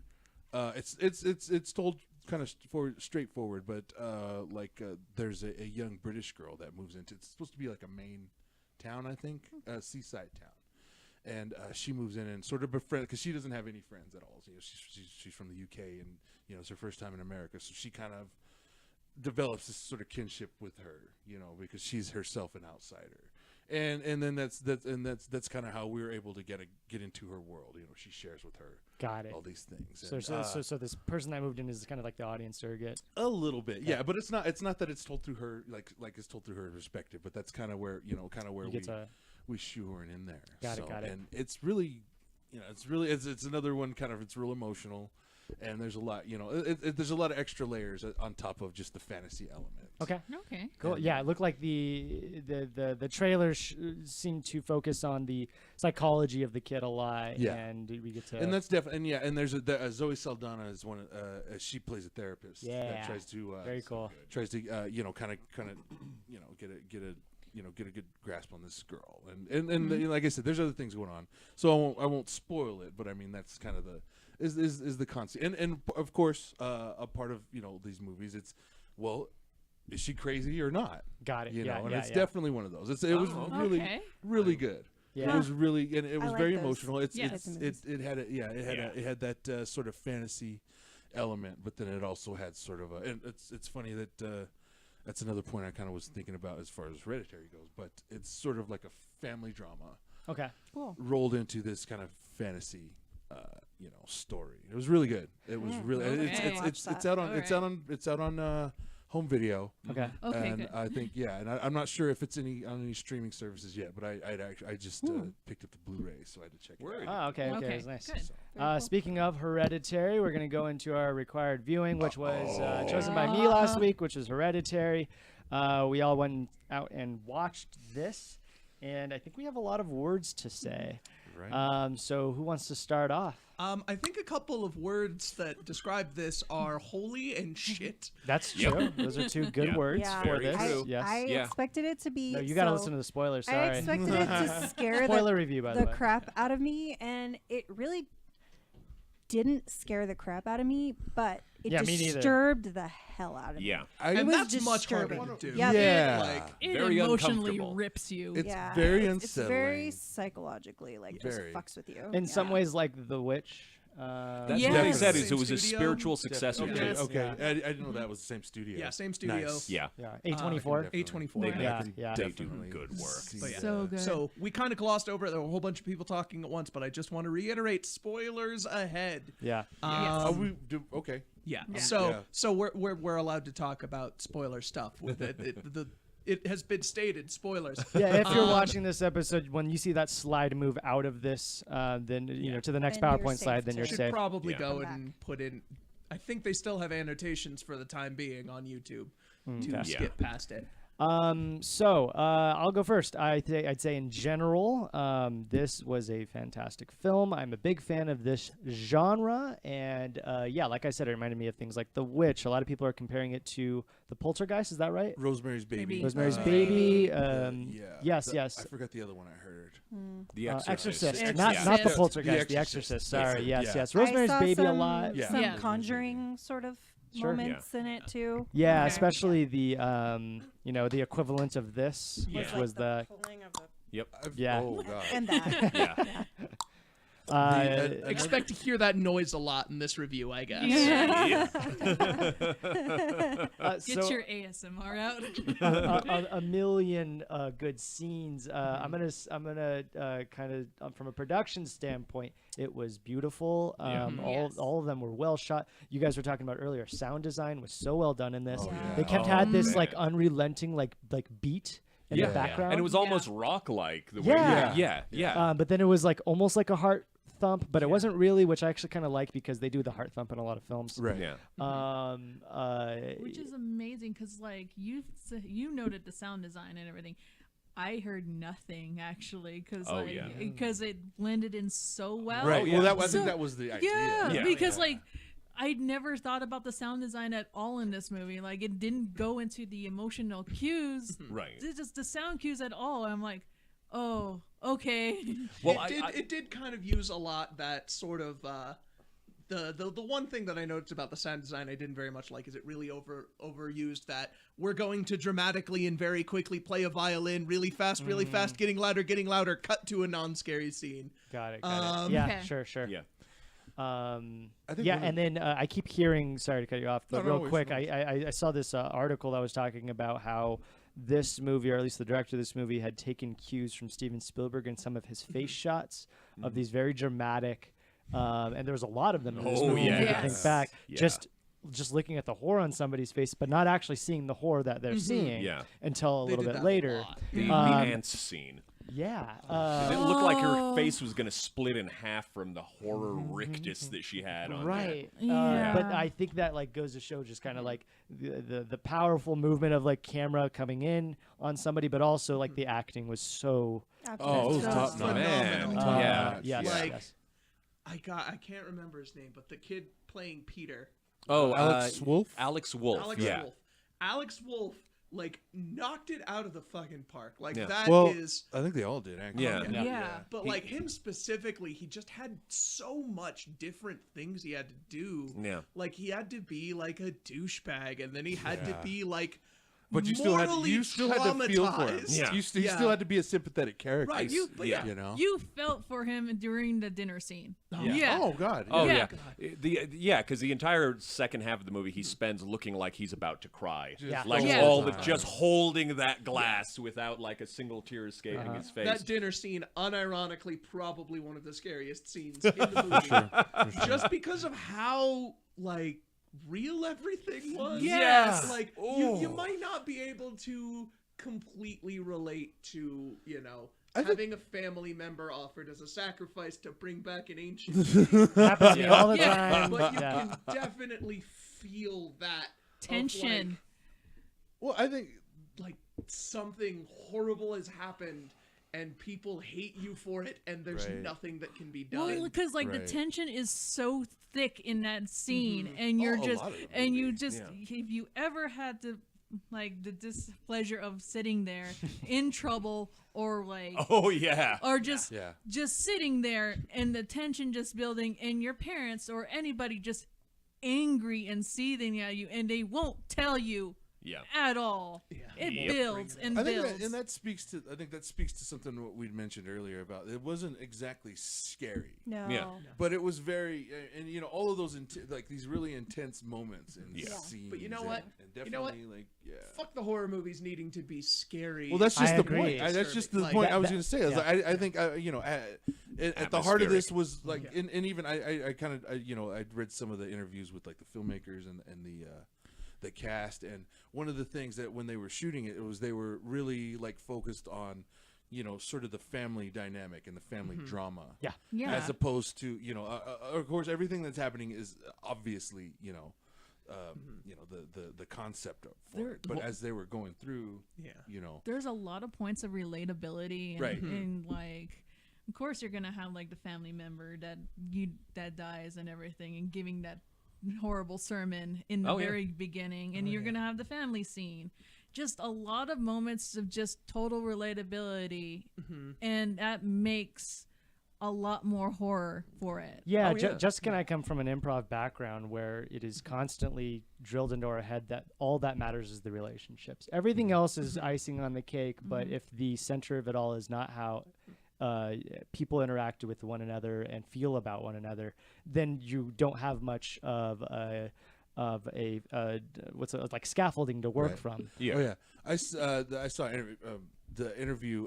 The girl, Millie. Yeah. I think her name, Millie Shapiro. Yeah. Millie Shapiro, as she actually comes from Broadway.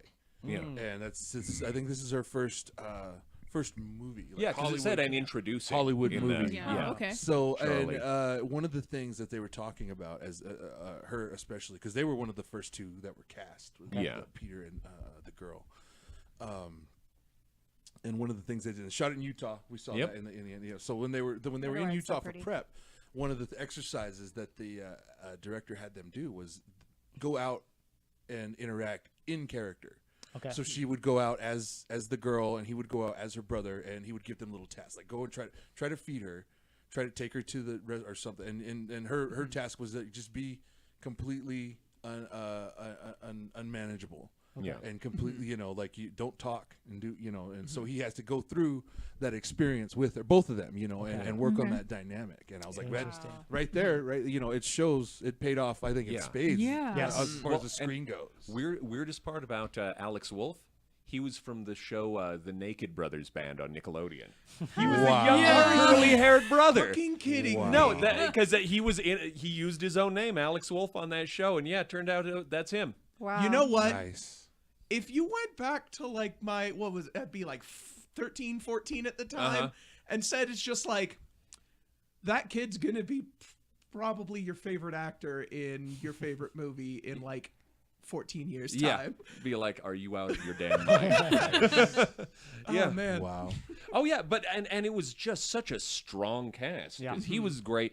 Millie Shapiro was great, and of course it was just like, how many years has it been since Muriel's wedding for Toni Collette? You know, She crushed it. Oh yeah. Yeah. Oh yeah. That the Australian accent is completely gone, and then of course Gabriel Byrne just as the sane center. You know, I felt so bad for him. well, because the whole you movie. have to so feel bad for him. Stephen, because the entire thing too was just that one of the framing devices for this was families that had to deal with long histories of mental illness, and because she talks about that during the eulogy at first about like how her mother had dissociative identity disorder, and she wasn't And sure her what was brother happening was with her, schizophrenic and all and she that was stuff. and she was a somnambulist, you know, and it was just like she woke up almost having doused her children and herself in like a paint thinner. Yes. And and the And themes he's of really immolation. worried that a lot of that mental illness might be hereditary. Yeah, that was actually one of my favorite scenes. Was I mean, everything really kicked off after. I thought maybe it was going to be after the pigeon head cutting, but it was actually after the road scene where her head gets knocked off. Everything kind of starts going downhill from there, and then really builds up to that third act, which was actually only like the last 15 minutes or something. Right. Much like Rosemary's Baby. Slow burn. Yeah. Slow burn. Slow A burn. good slow burn, though, Yeah, and a yeah. well paid off slow burn. Yeah. But I really liked the scene of the mother sleepwalking and yelling at her son while he's sleeping. Yeah. And you see it kind of cuts back and forth, and you see that they're kind of yelling at each other really loud, but then they both start sweating, and then you realize, oh, it's they're paint just thinner. soaked. Yeah. They're just Yeah. soaked, and then like It the kinda fire builds starts. into that. Yeah, everything was everything And was why are you trying to symbolic in kill me? this. Yeah. Everything kind of you heard about it, and then you got to see it. Yeah, because god damn. Well, and the other thing too that helped ramp everything up is the reason I noticed the sound design is one of the things I watch for in a lot of these horror movies is they use subsonic tones in a certain way that's specifically designed to create that sense of Unsettling. dread, like in human beings, like it evokes that response, and using that with the thing that we noted as well, the fact that a lot of the scenes they purposefully drew out way too long to make you uncomfortable. Particularly particularly Peter on That the scene. drive home, Oh, you know, God. which is Not even lingering- just the lingering drive, shots on just his him, face. sitting there, Yeah. and not like, responding. yeah, Just it's maddening. And he just goes inside and goes to bed. like mobile catatonic. right. And you're just wondering in the thing, it's like, what the fuck? Yeah, and just goes to bed. Because Just I like think- that. I think another You're not entirely sure what happened.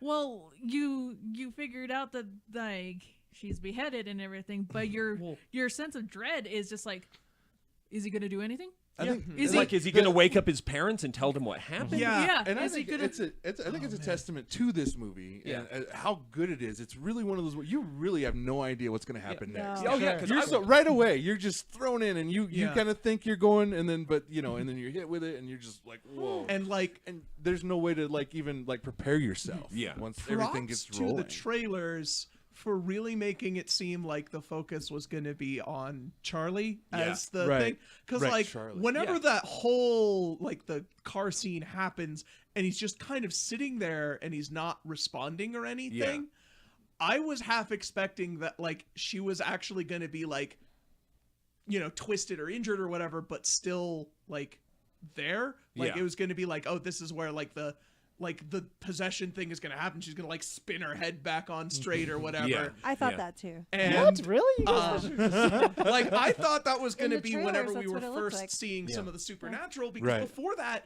there was no supernatural until the very end. Yeah. Besides, I think you're right. I think it was great because there were surprises all the time. But I also could tell just by the way that they were talking about the grandmother and the way that she said she's so private and she had this little secret life and then that symbol, that necklace, I was this is satanic. This has got to be satanic. This is so crazy looking. Honestly, would not have surprised me if the whole movie was just them kind of unraveling mentally, and that there was nothing supernatural, and that the grandma was into all of this satanic stuff, but it was all nothing. What? In that car But it was scene, all an allegory of mental illness. May could have been in that car scene where basically the whole movie makes a left turn, and then a right turn really quickly, and then a right turn, and into and then another telephone pole. We'll just give the directions home. Right into a telephone pole. In this kind of smallish town, but really sprawled out town. I think that scene led into, for me, the most powerful scene in the movie, which is him lying in bed waiting. And then the morning after, the fucking bed scream. The mom's shrill screen, and I think she was the best actor in the movie. Oh, easily. Toni Collette was. She crushed it. Yeah. She carried the weight of most of the film. Yeah, all the heavy lifting on that. All the heavy lifting, and that shrill scream is what terrified me. That's more terrifying than anything that could have jump scared me into. Your troubled child being violently decapitated, and you see their fucked up head being devoured by ants, and it was just because you have to wonder how long it took for her to process what was happening before her entire fucking world shattered. Right. You know? That's the other thing too. Another I think was such a testament to the movie. It didn't shy away from gore. but it wasn't gory. Right. Yeah. Like, It was, they it could have was, yes, showed. very disturbing, very, very, effective in that. But I mean, it was all to effect. It wasn't never, gratuitous. Not once, and it was all. Every bit of it was shocking. Yes. It was. It wasn't gratuitous, not even once, except for the scene of the mother like hanging from the ceiling, decapitating herself with a piano Right. wire. I think, but I think we're that's the piano payoff. wire. Yeah. But even then, it didn't show her head come off. No.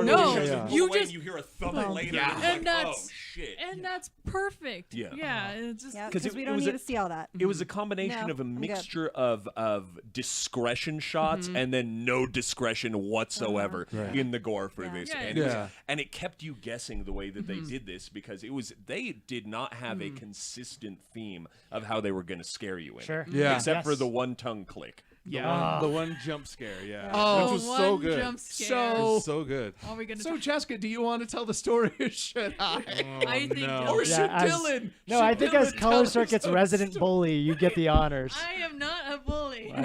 You're the bulliest person I know. Basically, Dylan was mad. He was angry at himself for being scared in a horror movie.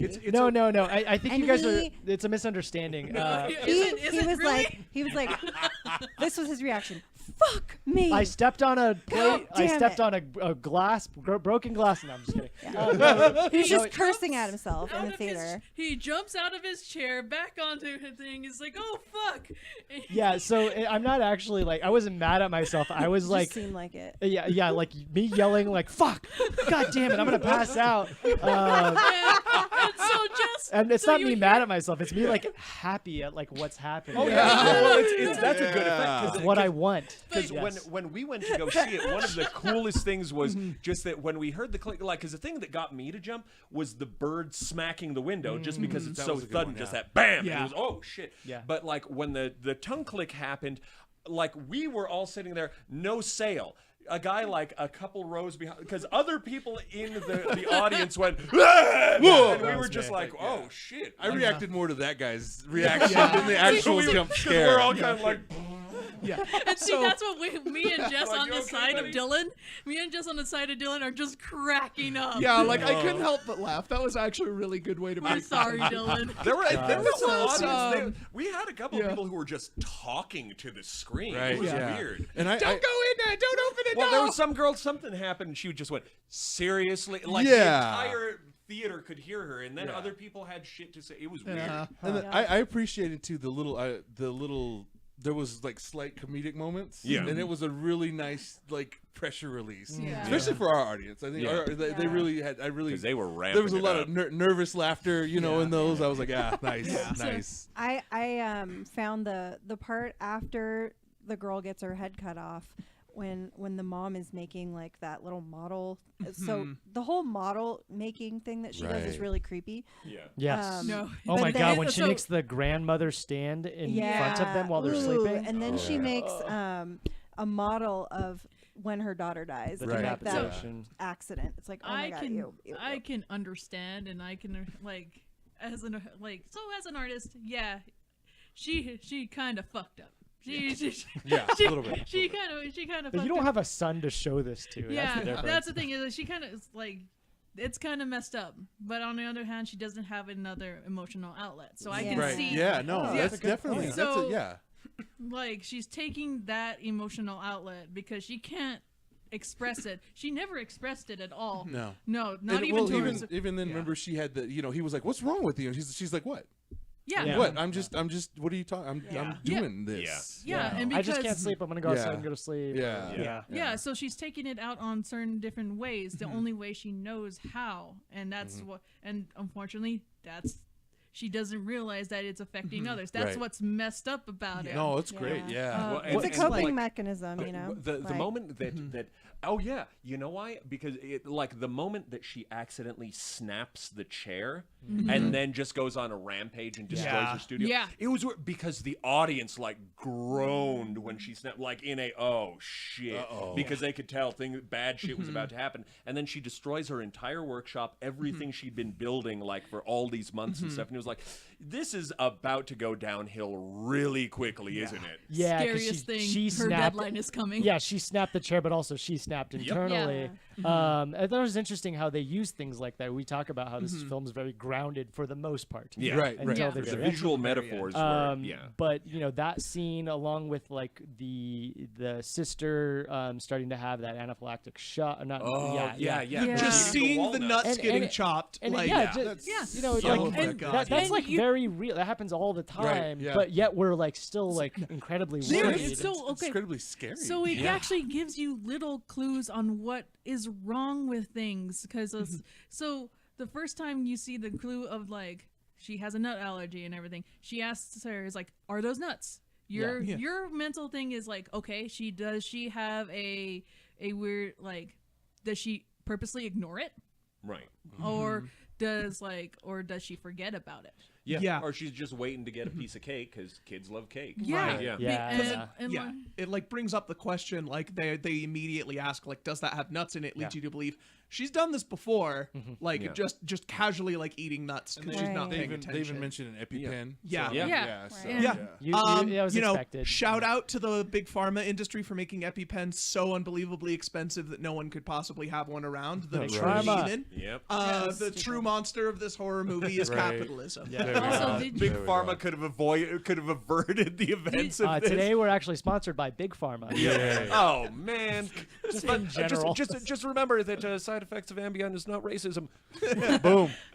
So did you also see like the hints of dialogue throughout the movie? Is just like little gems. Is like my mother tried to feed my daughter. Yeah, and then, oh my god! And then you're thinking like oh, it's like a bottle. Like she's just like, oh no, dear, you're doing it wrong. Let me handle it. Yeah. And then I knew it was a booby the whole time. Right.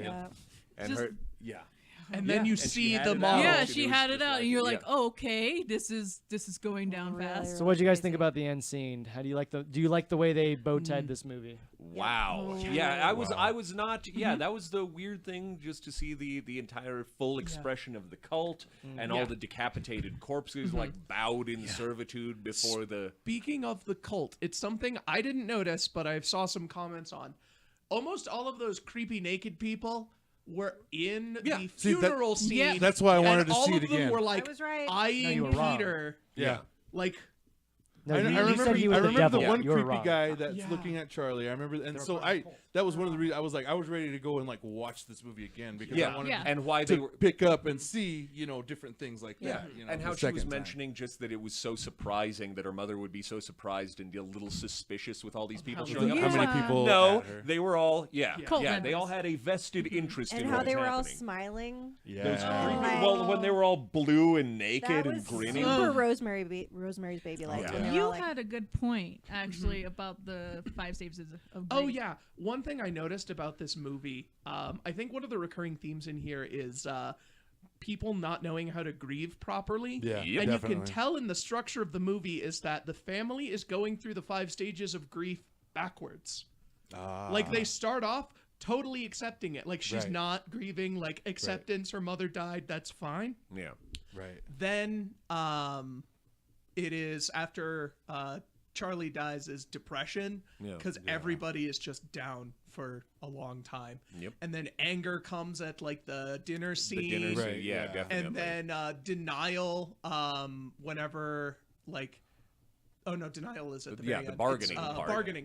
Bargaining whenever she goes to get like the seance and tries to like bring her back. Yeah, and then she's denial trying to actually be cool to everybody else, get them in on the And then denial at the very end whenever like all of this bad shit is happening and the husband is just like, you're sick, nothing's going on, you didn't summon a ghost child, you're sick, and now I'm on fire. Yeah.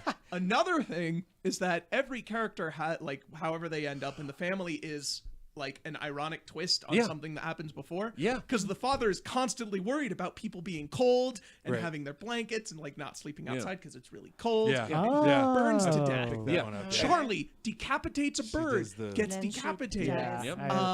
Peter, all he really wants is to put a bunch of foreign substances into his body and change his state of consciousness. Yep. Right. And he's looking at life from both sides now. Holy shit, Joni Mitchell has never been so scary.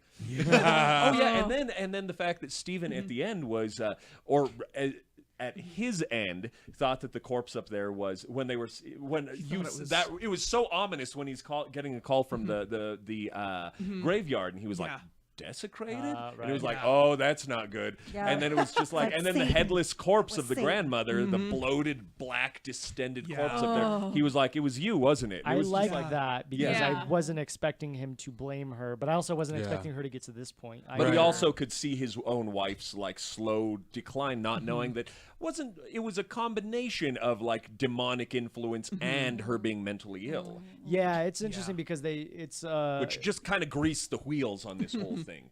It's very similar to how Rosemary and Rosemary's Baby goes through her stages of understanding what's actually going on here, and in the end she gets extremely fucked over. And then so the ending scene almost exactly the same. Very similar. In some ways. Another similarity I saw was when the mom was talking to Peter and she's like yelling at him that she never wanted him. And that she tried to like have a miscarriage. And she covers her mouth. And that whole thing like reminded me of Rosemary's Baby, just because it was like she had a bad feeling about this kid and knew that something bad was going to happen, and like there's some sort of satanic thing, and I think she had a feeling about that, and so it's like, whoa, and if you guys remember the end of The Witch, pretty similar also. Have you guys seen a movie called Dark Song? Oh yeah, you told me about it. It's kind of along the same lines. The conceit of that movie is this grieving mother is resorting to like a dark, like satanic ritual because she wants to contact her son. And so it's like a really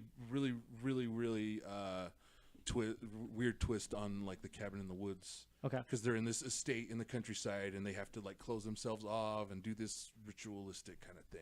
And it's really, really intense, and it's a slow burn as well. And it's kind of and that's a newer movie, so I don't know that a lot of people have actually seen that. It's called A Dark Song, and it's kind of very similar as far as like themes.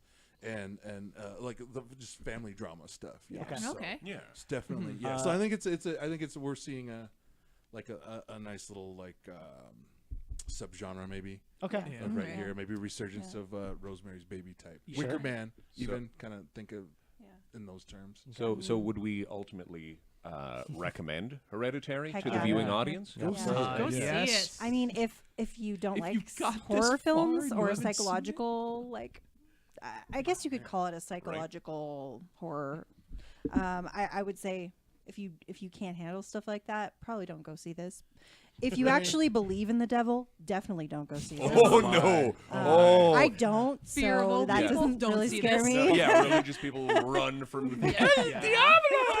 Because holy shit, it's rough. I mean, I think this movie will probably go down as like a staple in horror film. This is going to be a classic. Definitely a touchstone. I can see in the sense of movies from now on taking cues. From this horror movies, these were first-time filmmakers. That's crazy. It's amazing.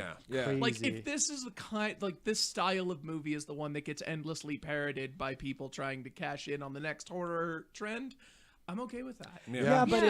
Again, though, we've been mentioning a ton of movies too that this movie took cues from. Even like exact scenes where the bird hits the window. That's happened 100 times in 100 movies. They even managed to pull off that cliche looking into the reflection and the reflection isn't reflecting what's really happening. And they they pulled it off. Effectively, like they did it and because, it just worked. Because they never followed it up with this. Well, you know what? I didn't realize that. The way his hand was all twisted up. For Peter, that was the way that Paimon's hand was. In its iconography. With his face all. Fucking Paimon. So one thing about that scene, like I was talking about this, is like the one kind of story thing where they had to take some liberties with how people would really act in order to get the story moving forward. This kid clearly just had a seizure. Why did they just send him home? The school would have been like, this kid had a seizure. Get him to the hospital. Well, that's not necessarily true. I actually know people growing up that had seizures, and like they would say, "Don't send my kid to the hospital." If you have a history of epilepsy, though. That's true. But like, if this kid who is just like normal, like perfectly fine for a decade of schooling, and suddenly he's just seizing in the middle of the classroom. The gnarliest seizing ever. Self-mutilating. Well, and then But somebody had a phone on him to take it. and once again, how many things would have been able to how many things would have been averted if people were able to get to the hospital a little faster? Sure. If it Really, wasn't a lot out of in the things. middle of nowhere. Well, going yeah, too and wherever fast they are in could cause your Utah. sisters Yep. had to fly off. So Yes. you don't want to go So, too fast. Moral of the story: don't live in the middle of nowhere. Like Holy out in the shit! boondocks, Cities, you won't get cities, murdered. people. You won't die of like anaphylactic shock. 100% agree. Yeah, a couple other things I noticed too was, unlike a lot of horror films, a lot of it was shot kind of during like what's the right before golden hour and right after golden hour. Oh, Sunset. It's like it's basically sunrise sunset. There's Right, a lot right, of right. times where it's not like it's not like in the middle of the night, which a lot of horror films focus Yeah. on. A lot of daytime horror here. Yeah, this which one. I like.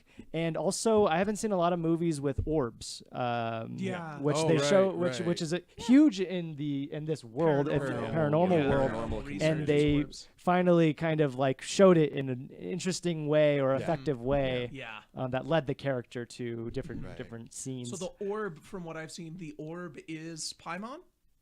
I guess so. Yeah. Yeah. And so basically the sort of plot progression that makes sense of all of this stuff is that the ritual was supposed to be for Peter, but the mother, whose in character name I don't remember, would Emma? like I don't remember her name. I don't remember her character's name. But anyway, she wouldn't let her mother get involved with Peter. So then Charlie, she does whatever ritual binding She gets her thing claws in her. and kind of like to use as a vessel for Paimon, but he doesn't have full control. Yeah. Because she's not a perfect girl, vessel. Yeah. and he just can't covets- bind with that. Prefers males. Yeah, right? he covets the male form. Yeah. Yeah. Like he didn't have full control, and that's what made her kind of messed up. Like you were supposed to think that she might have had some kind of like downs or. I don't think autism she or did something. though. I think like she just you're had a supposed to think that might have been the reason why she's really weird, but it's actually that she's possessed by this ancient demonic king. Yeah. Possibly. Actually, it makes me want to go back and rewatch all of those times. I only kind of want to rewatch that one. Yeah. Because I felt like Well, there's all the satanic words too on. Yeah. Written down. Yeah, pandemonium and all that stuff. Yeah. Yeah, I just it was like I mentioned that to you after with all of like the low tone drones that they had throughout the entire thing.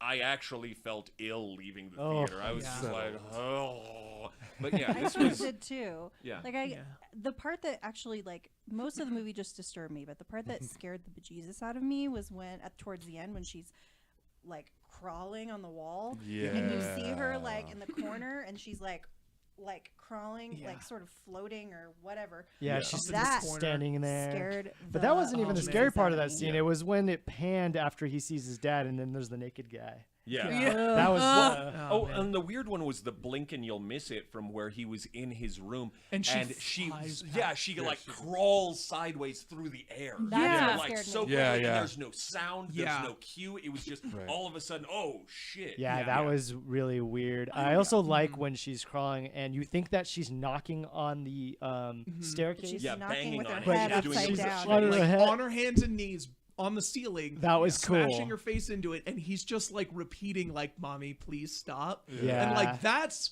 like that hits you because he's not the type of kid that would say mommy. Yeah. Yeah, there was a regression because they just broke this kid over No, and over yeah. and over Oh, man, like- until he was the vessel for the Demon King. Oh, I haven't said it before, but like I mentioned after we saw the movie that I think the best way to sum up this movie is it is a punishment for empathy. Yeah. Like Yep. if you can connect with fictional characters like real people, this movie's gonna punish that. Yes. Oh, Right. yes. Yeah, it's just gonna speed bag your ability to relate with others. Yeah. All right, so that's our review of Wow. Hereditary. Oh, man. We do have a required viewing for next week. What is that, Stan?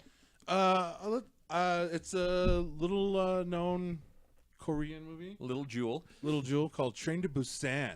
Okay. Okay. Yeah. And it's a very and I think we've talked about some zombie movies before, and it's kind of a different, Very different take. different take on the genre, which can be a little tiresome. Sure. And it's they're using storytelling on top of this concept of this zombie movie, Okay. and really like taking it to a level that we kind of haven't really seen before as far as like this genre. So Oh, yeah. I'm Yeah. excited. Right. I try to Fun. keep up with I Korean like zombie films, and I stuff. keep hearing about this one. it's very good. Yeah, I think that was one of the biggest ones to come out. Okay. When it did, as one of their highest grossing ones. Yeah. Something Oh, along yeah. those Oh, lines. nice. Sounds exciting to me. Yeah, definitely. All right. So, Train to Busan? Busan. Busan, Yeah, something like Yeah, that. Yeah. BUSAN. How Yeah. Yeah. however that is pronounced. None of us are Korean, unfortunately. All right, let's go into our next segment, which is Last Found Footage Standing. wow. Every week we do a last blank standing, and each of us eliminate a movie until the last blank standing is the best movie in that blank genre. In this case, it is found footage. And some of these, it's just like more like first person, but I actually think they might all fit into the found footage Sure. reign. The only one that I'm a little unsure about is District 9. It like kind of borders that, but either way, you get the idea. These are when I was looking at a list of movies to put on this, it's like 99% horror. Yeah. Right. So it was kind of hard to find some other ones. Like Europa Report is a little more sci-fi. Right. District 9 is a little more sci-fi. Cloverfield's a little bit more action sci-fi, I guess. You know what I would have recommended? What's that? VHS. Oh yes, I was gonna put that up there, but I was like, we have a lot of horror films. Yeah, fair enough. For sure. I mean, we could just pretend VHS is on the list because now that I have a microphone, I can contribute. You could just eliminate it. But I mean, like now that there's 7 or 6. Yeah, seven but movies for 6 people. Oh, I There see you what you're go. saying. Sure, Oh, yeah. absolutely. So who wants to go for? Who's seen all these, by the way? Only one I haven't seen is Europa Report. I Same haven't here. seen Yeah, Quarantine. I've seen all of them, but Europa Report. Oh Okay. my God, Europa Report's amazing. You guys have Wow. to watch I've it. never I do heard wanna of watch this it. movie. Quarantine was REC But, like, before, Car- right? yeah, Quarantine.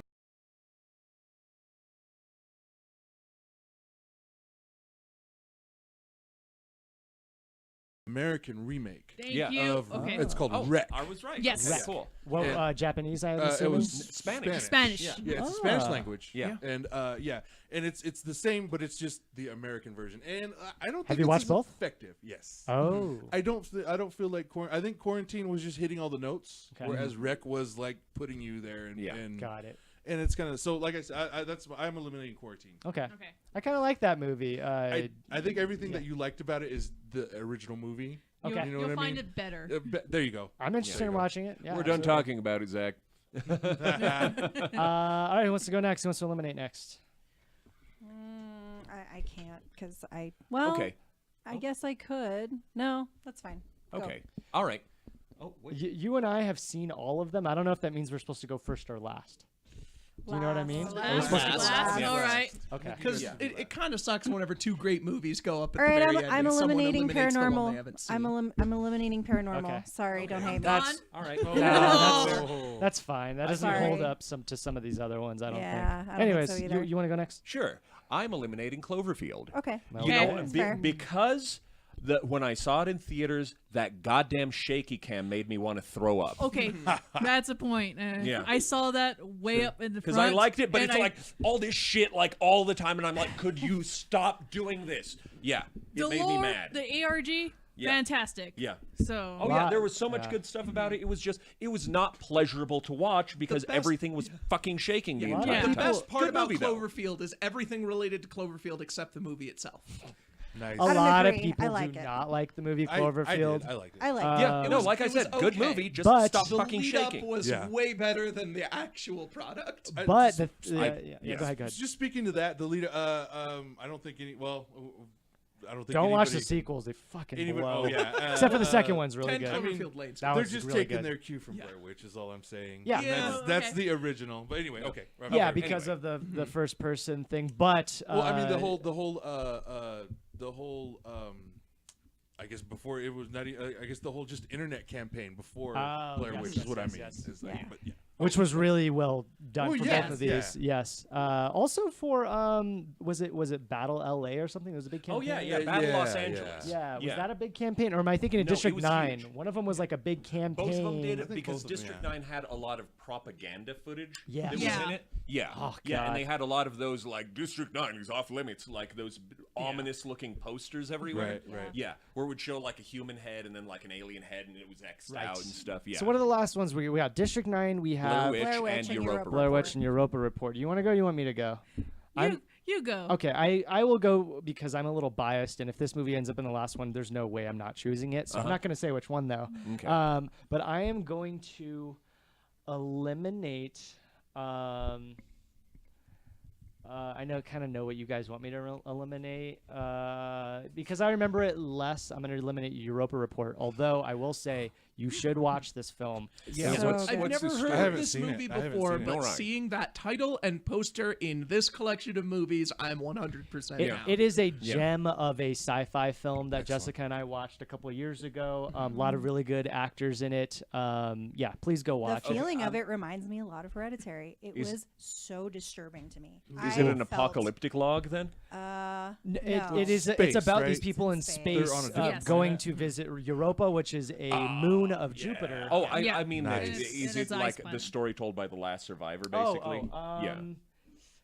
Not really. Spoilers? I think it's a story told by kind of a lot of them. So, Okay. Is it a That sounds interesting. vidlog or Last Survivor? Something like Is- I don't think it was yeah, you know what? It was Last Survivor, but Is it he some- was okay. also a vidlog. Yeah, Okay. It was Okay. both. Yeah. Okay. So there you go. Yeah, Okay. it was. All It right. was both. Anyway. yes. So the last ones are Blair Witch and District 9. What is the you're going to eliminate? Which one are you going to eliminate? I'm gonna eliminate District 9. Right. the Which first, is the the winner. progenitor takes the crown. Yes. And you know what? And it's not even like the first found footage movie. No, it's not. No. But I Cannibal think Holocaust. It's the first, right? Yeah. It's. Yeah. I don't even think that's the first. Is what I'm. I think. I guess there's a- would it be the first? So Cannibal Holocaust, would it be the first one for horror? I think that would Maybe. definitely be the first horror. I found think so. footage. Yeah. Yeah. I mean, using it to horror effect. Yeah. Yes. Fair enough. Fair But I What think is the I think first one? the Blair. Oh, I don't. I think. Like I said. I think the first actual found footage isn't a horror. Okay. But I can't speak to that. 'Cause Sure, I don't know. sure. But I remember. The thing was about the Blair Witch, is the first one that actually like brought it all together. Brought the horror element. Brought the started the whole ARG. Yes. The game. Alternate reality. Alternate game. reality game Yeah. movement. They And- really Sure, started that. Really cool, like then basically I love marketing these. campaigns. Yeah, Yeah. and then Yes. with the website, and I then love these. they actors- actually made a documentary beforehand. And then of course the actors like not appearing anywhere. right, Yeah, yeah, you did like know committing that to was that, beautiful. committing Yeah. to that, like Yeah. not And you then know. they sold Johnny Walker. In like they Yeah. had those Oh, right. ads, Right, where it was like, yeah. nothing beats the original, and they're all there like. So then they did the Blair Witch 2, which if you guys have seen it, is a I've seen it. completely different. Oh, Yeah. it's so And sad. it's awful. Yeah, well, actually, what I heard from what I heard on that one is that's another one that succumbed to like the producer gods. Okay.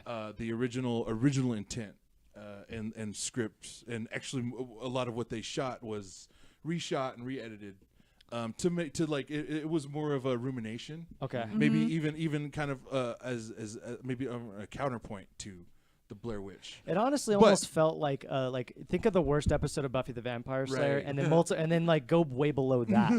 That's what it felt like to me. And see, that's what the movie was. The studio didn't. They wanted horror film. We need another another blockbuster horror film. Yeah. And that did well. and so they went and reshot a lot of things and redid it. So like I give that one a pass. I for will what say, they wanted it to be. watch the reboot of Blair Witch Project. I actually I enjoyed haven't it. seen that. Oh. I haven't seen That one came out in 2016. That It's was not- really it's not- yeah. scary. I had a good time at that I one. had a good time Yeah? for it. I mean, it kind of just like solves a little bit of the mystery behind Right. it, but Yeah. you're just like, okay. And the part that it solves too, that it kind of like wraps up the story a little bit more, was fun. Like they did it really well. It wasn't like super overt. It was Yeah. kind of subtle, but yeah. My only question is like, why paranormal? Because I liked it, but I didn't like it as much as Europa Report. I didn't like it as much as District 9. I didn't like it as much as Cloverfield. Yeah. Okay, I didn't like so- it as much as By the way, any of those. I did some quick fact checking. Cannibal Holocaust was the first found footage movie. Okay, so the just- one you're thinking of is another one that came out actually later that year. The McPherson tape is a Yes. UFO abduction one. Yeah. Okay. It was the same year, but it was after Cannibal Holocaust. Okay. Okay. Very that's- close together, but Cannibal Holocaust beat it to the box office. Right, I there you think go. the Fourth Kind had some footage like that. Right. That's one of my favorite was films really good. ever. Definitely. Yeah. Definitely. We'll have to do that. Anyways, real quickly, what movie would have been the best one on this list? Did you? Honestly, I would probably. I don't know. Paranormal and Blair Witch are both up there. Okay. But Do me proud. yeah, so like Paranormal 1 was groundbreaking. Like a lot of the stuff, if you go back and watch it now, you're just like, why? Whatever, right. Yeah. But it's just because so many other movies have just aped all of its scares. Well, it's aped itself at this Yeah, point. yeah, you know? it has. I mean, It's become, what it are they has on become a tour or parody something of like that? itself. Yeah, absolutely. Let's see, you've got Paranormal Activity, Bad 70s Haircut, right. Paranormal Activity. No, Bad 70s Haircut was the third one. Yes.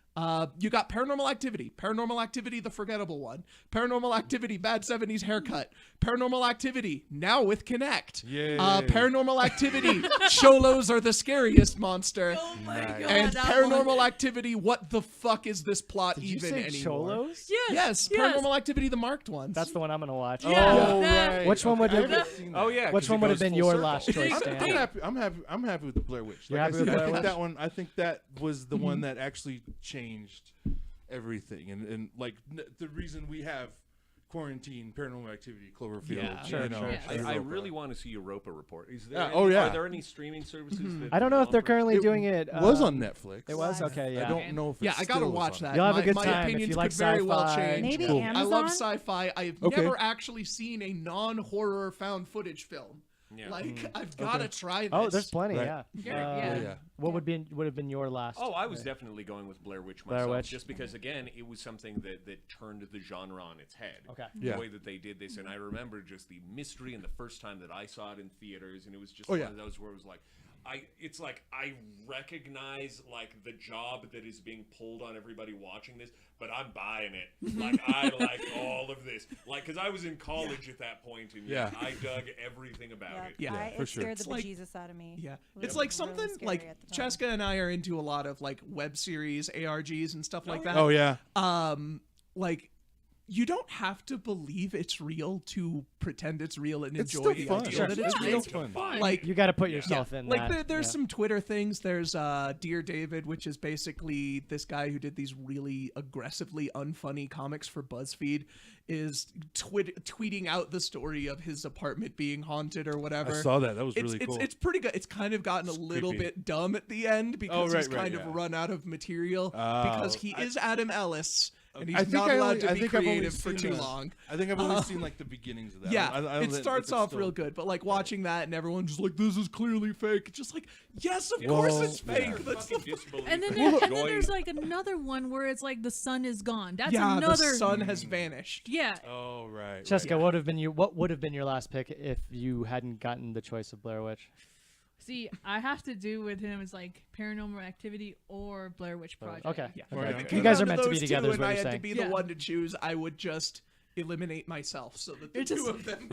Jessica, what they would could live. what would have been your final? Mine would have been Europa Report. I really like it. Wow, I think it's, really? like, I'm very super disturbing. I want Yeah. to see it. Okay. Okay, I definitely. have a very distinct feeling that Europa Report would probably be my number one if I had seen it. Oh, interesting. Just because this- you like sci-fi. This ticks yeah. so many of the niches that I am in. Like To I've watch gotta try. horror and sci-fi be put together in a good way too, because like for instance, Cloverfield, the most recent one was a mixture of them, and if you watched it, it's on Netflix, I think. Oh, on The Netflix Paradox? original. The Paradox. Paradox. Watched that I one. hated it It was personally. awful. I thought it heard was a lot awful. of people thought Yeah, it it sucked. wasn't. It sucks. For me, it would have been District 9. Bar Yeah, oh, none. God. That is that would have been my It's second, really good. honestly. You see, that District movie- 9, I think, is probably the better movie, but I don't really feel like it is in spirit. I don't think found it's a footage. found footage. Yeah. Right. It's just It's it technically counts, but They documentarized Yeah. it. it's part it's I would call it more part of- mockumentary yeah, almost. I would you call it know? more of like a sci-fi mockumentary than a found. But even footage then, they film. don't don't even really stick to that. You know, there's which is actually it's, a scene- really it's like interesting The last though to act say is almost entirely mockumentary. shot like a normal movie. It's interesting to say mockumentary because it does almost feel funny in a lot of. Yeah, That's just right. because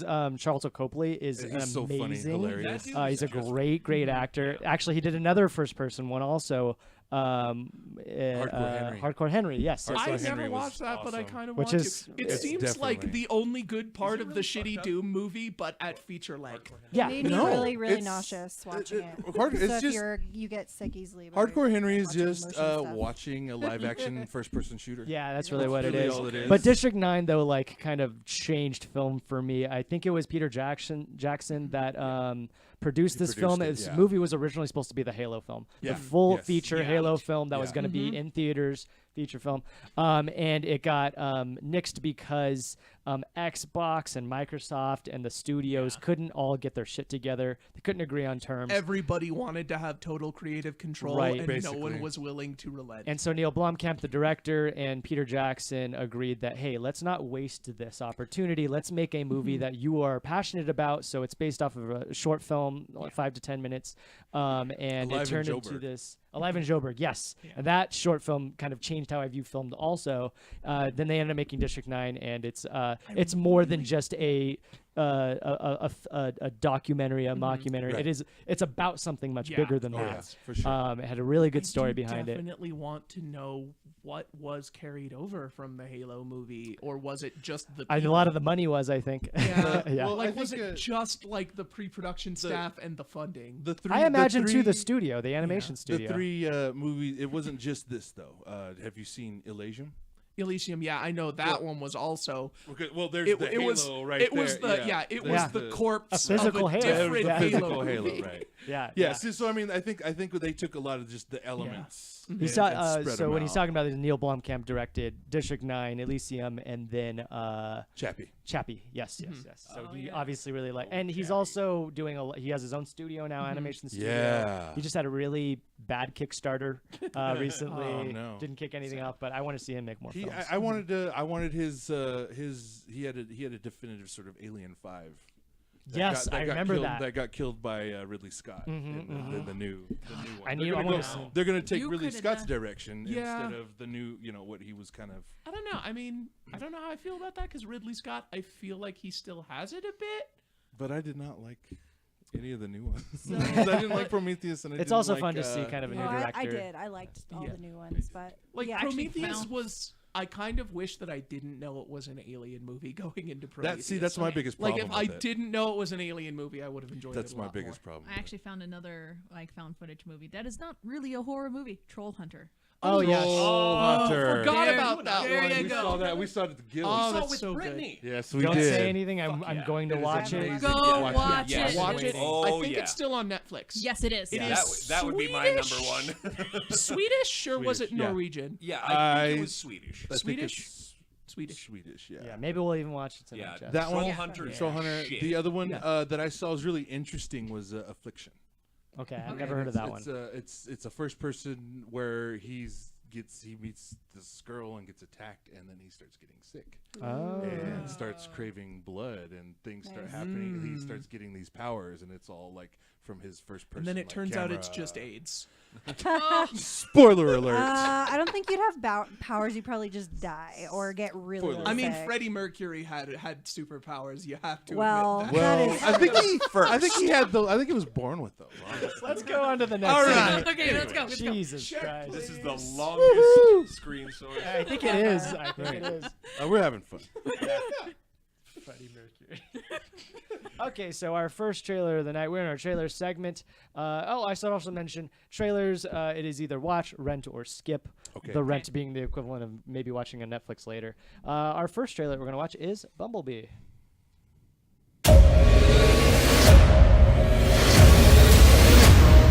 For the fact that he's finally a bug.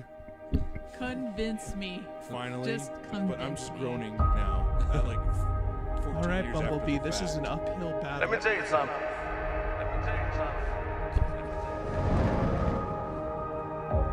A driver don't pick the car. Car picked the driver. Actress? Haley Stein. It's a mystical bond between man and machine. It's a mystical bond between man and machine. I like that remake.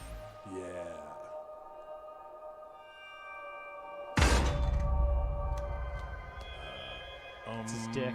That's exactly what I thought. Jeez, keep This it in your just took a pants, weird Bumblebee. turn. The heck?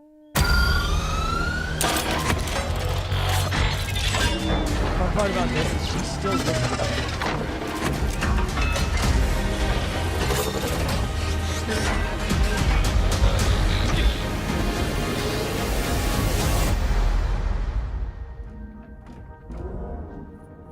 He still can't. Who are you? Do you speak? I won't hurt you.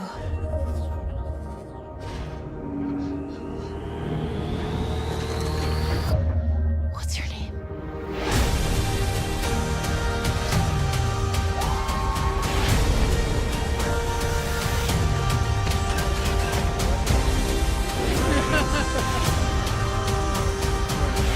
John Cena.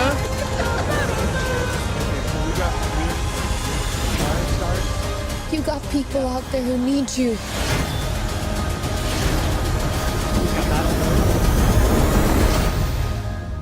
This is why you're here, B. You know, beat music can help you say what you're feeling. Try this.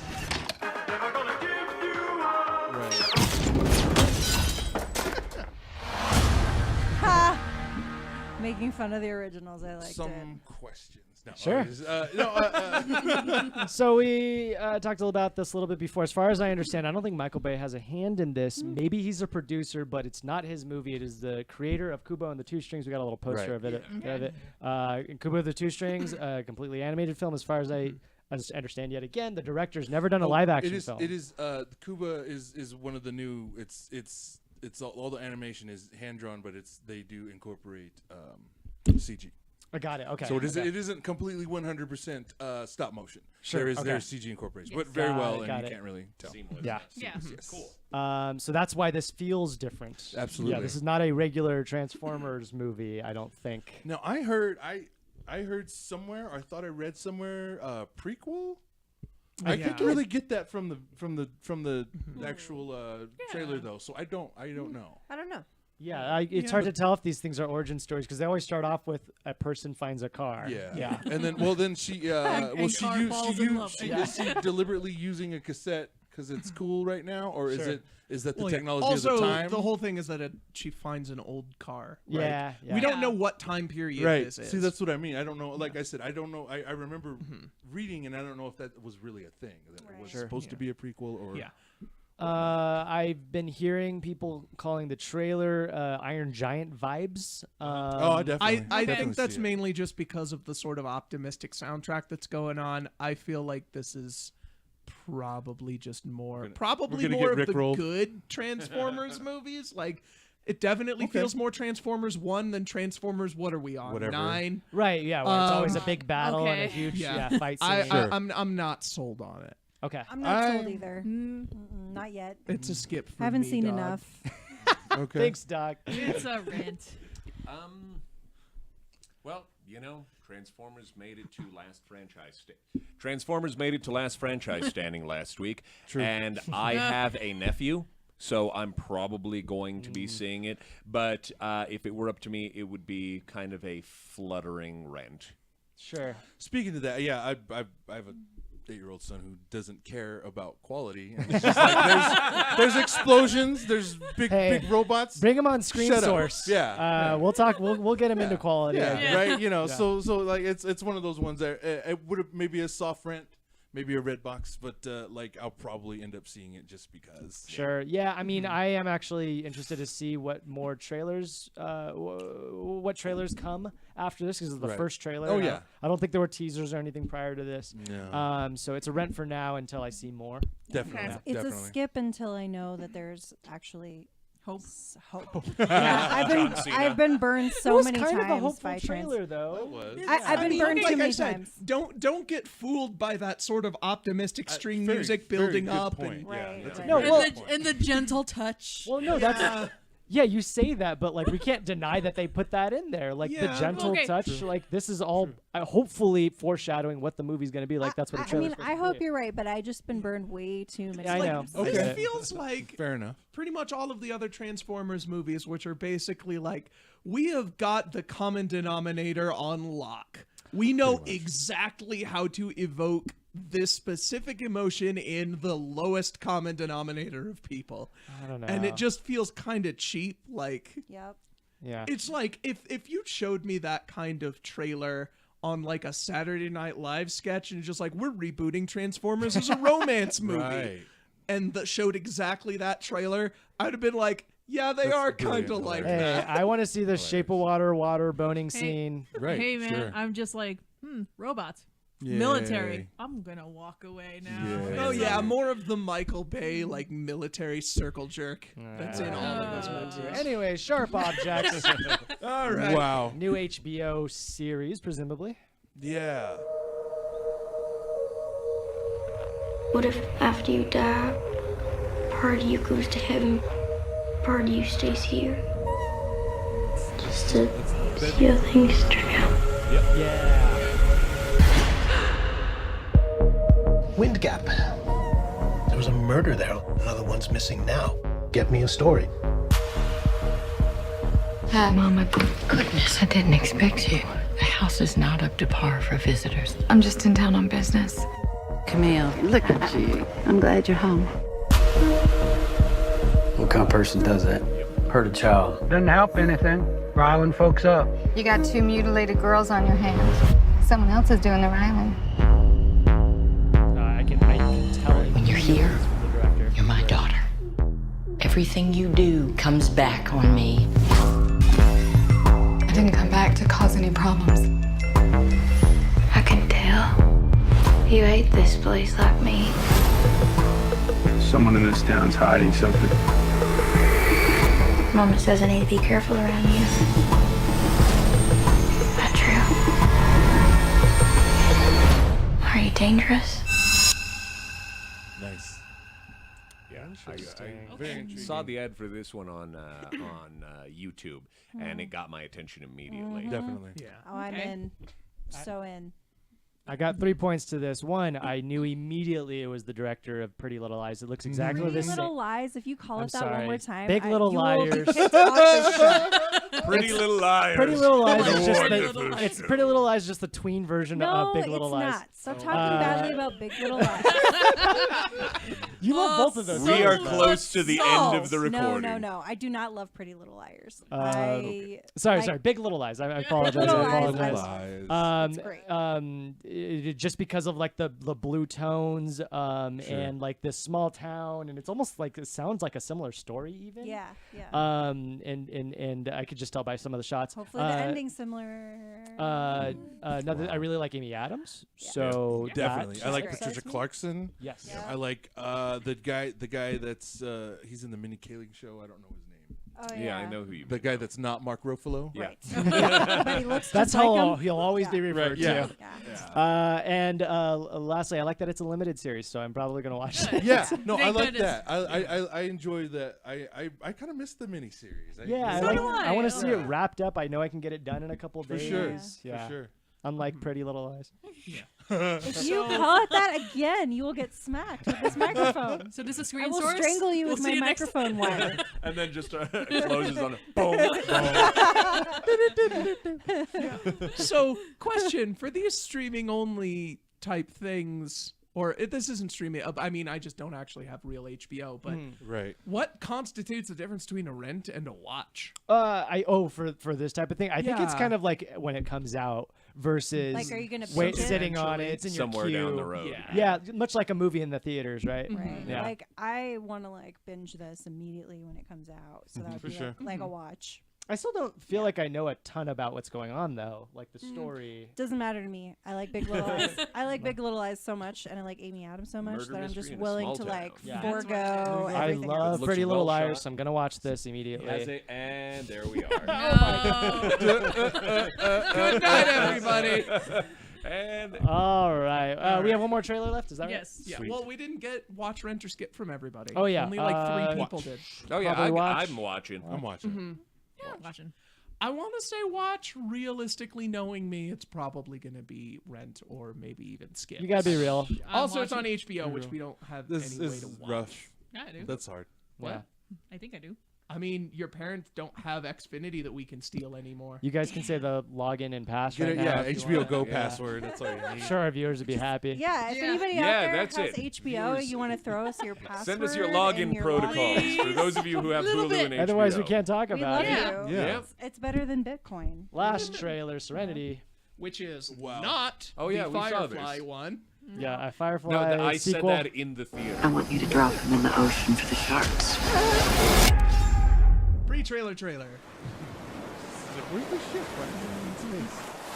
Around here, I like to Well, his say, boat is called the Firefly. everybody knows everything. You can't.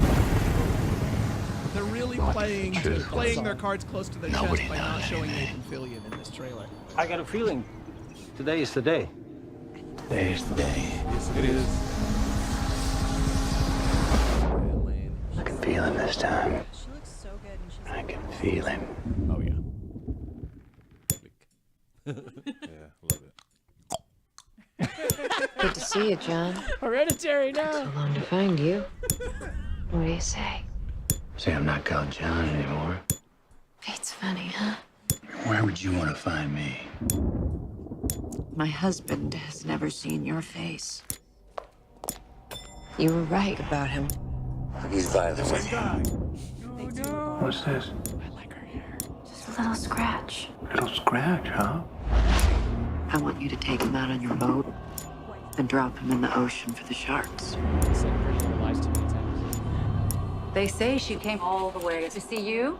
Yes, it's about temptation. Guy that starts looking There's right and wrong. starts hanging out on the show. No. In Plymouth, everybody knows everything. Hey everyone. Well, I've got kind of a big day tomorrow. I know all about your big day. Feels like everybody knows Something I don't.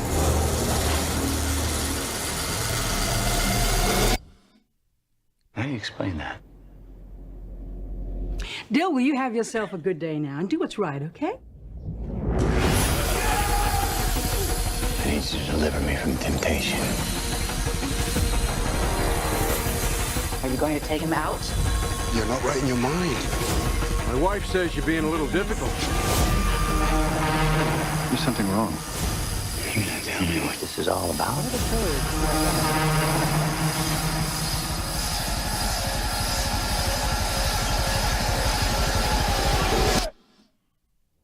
Sometimes we do bad things for good reasons.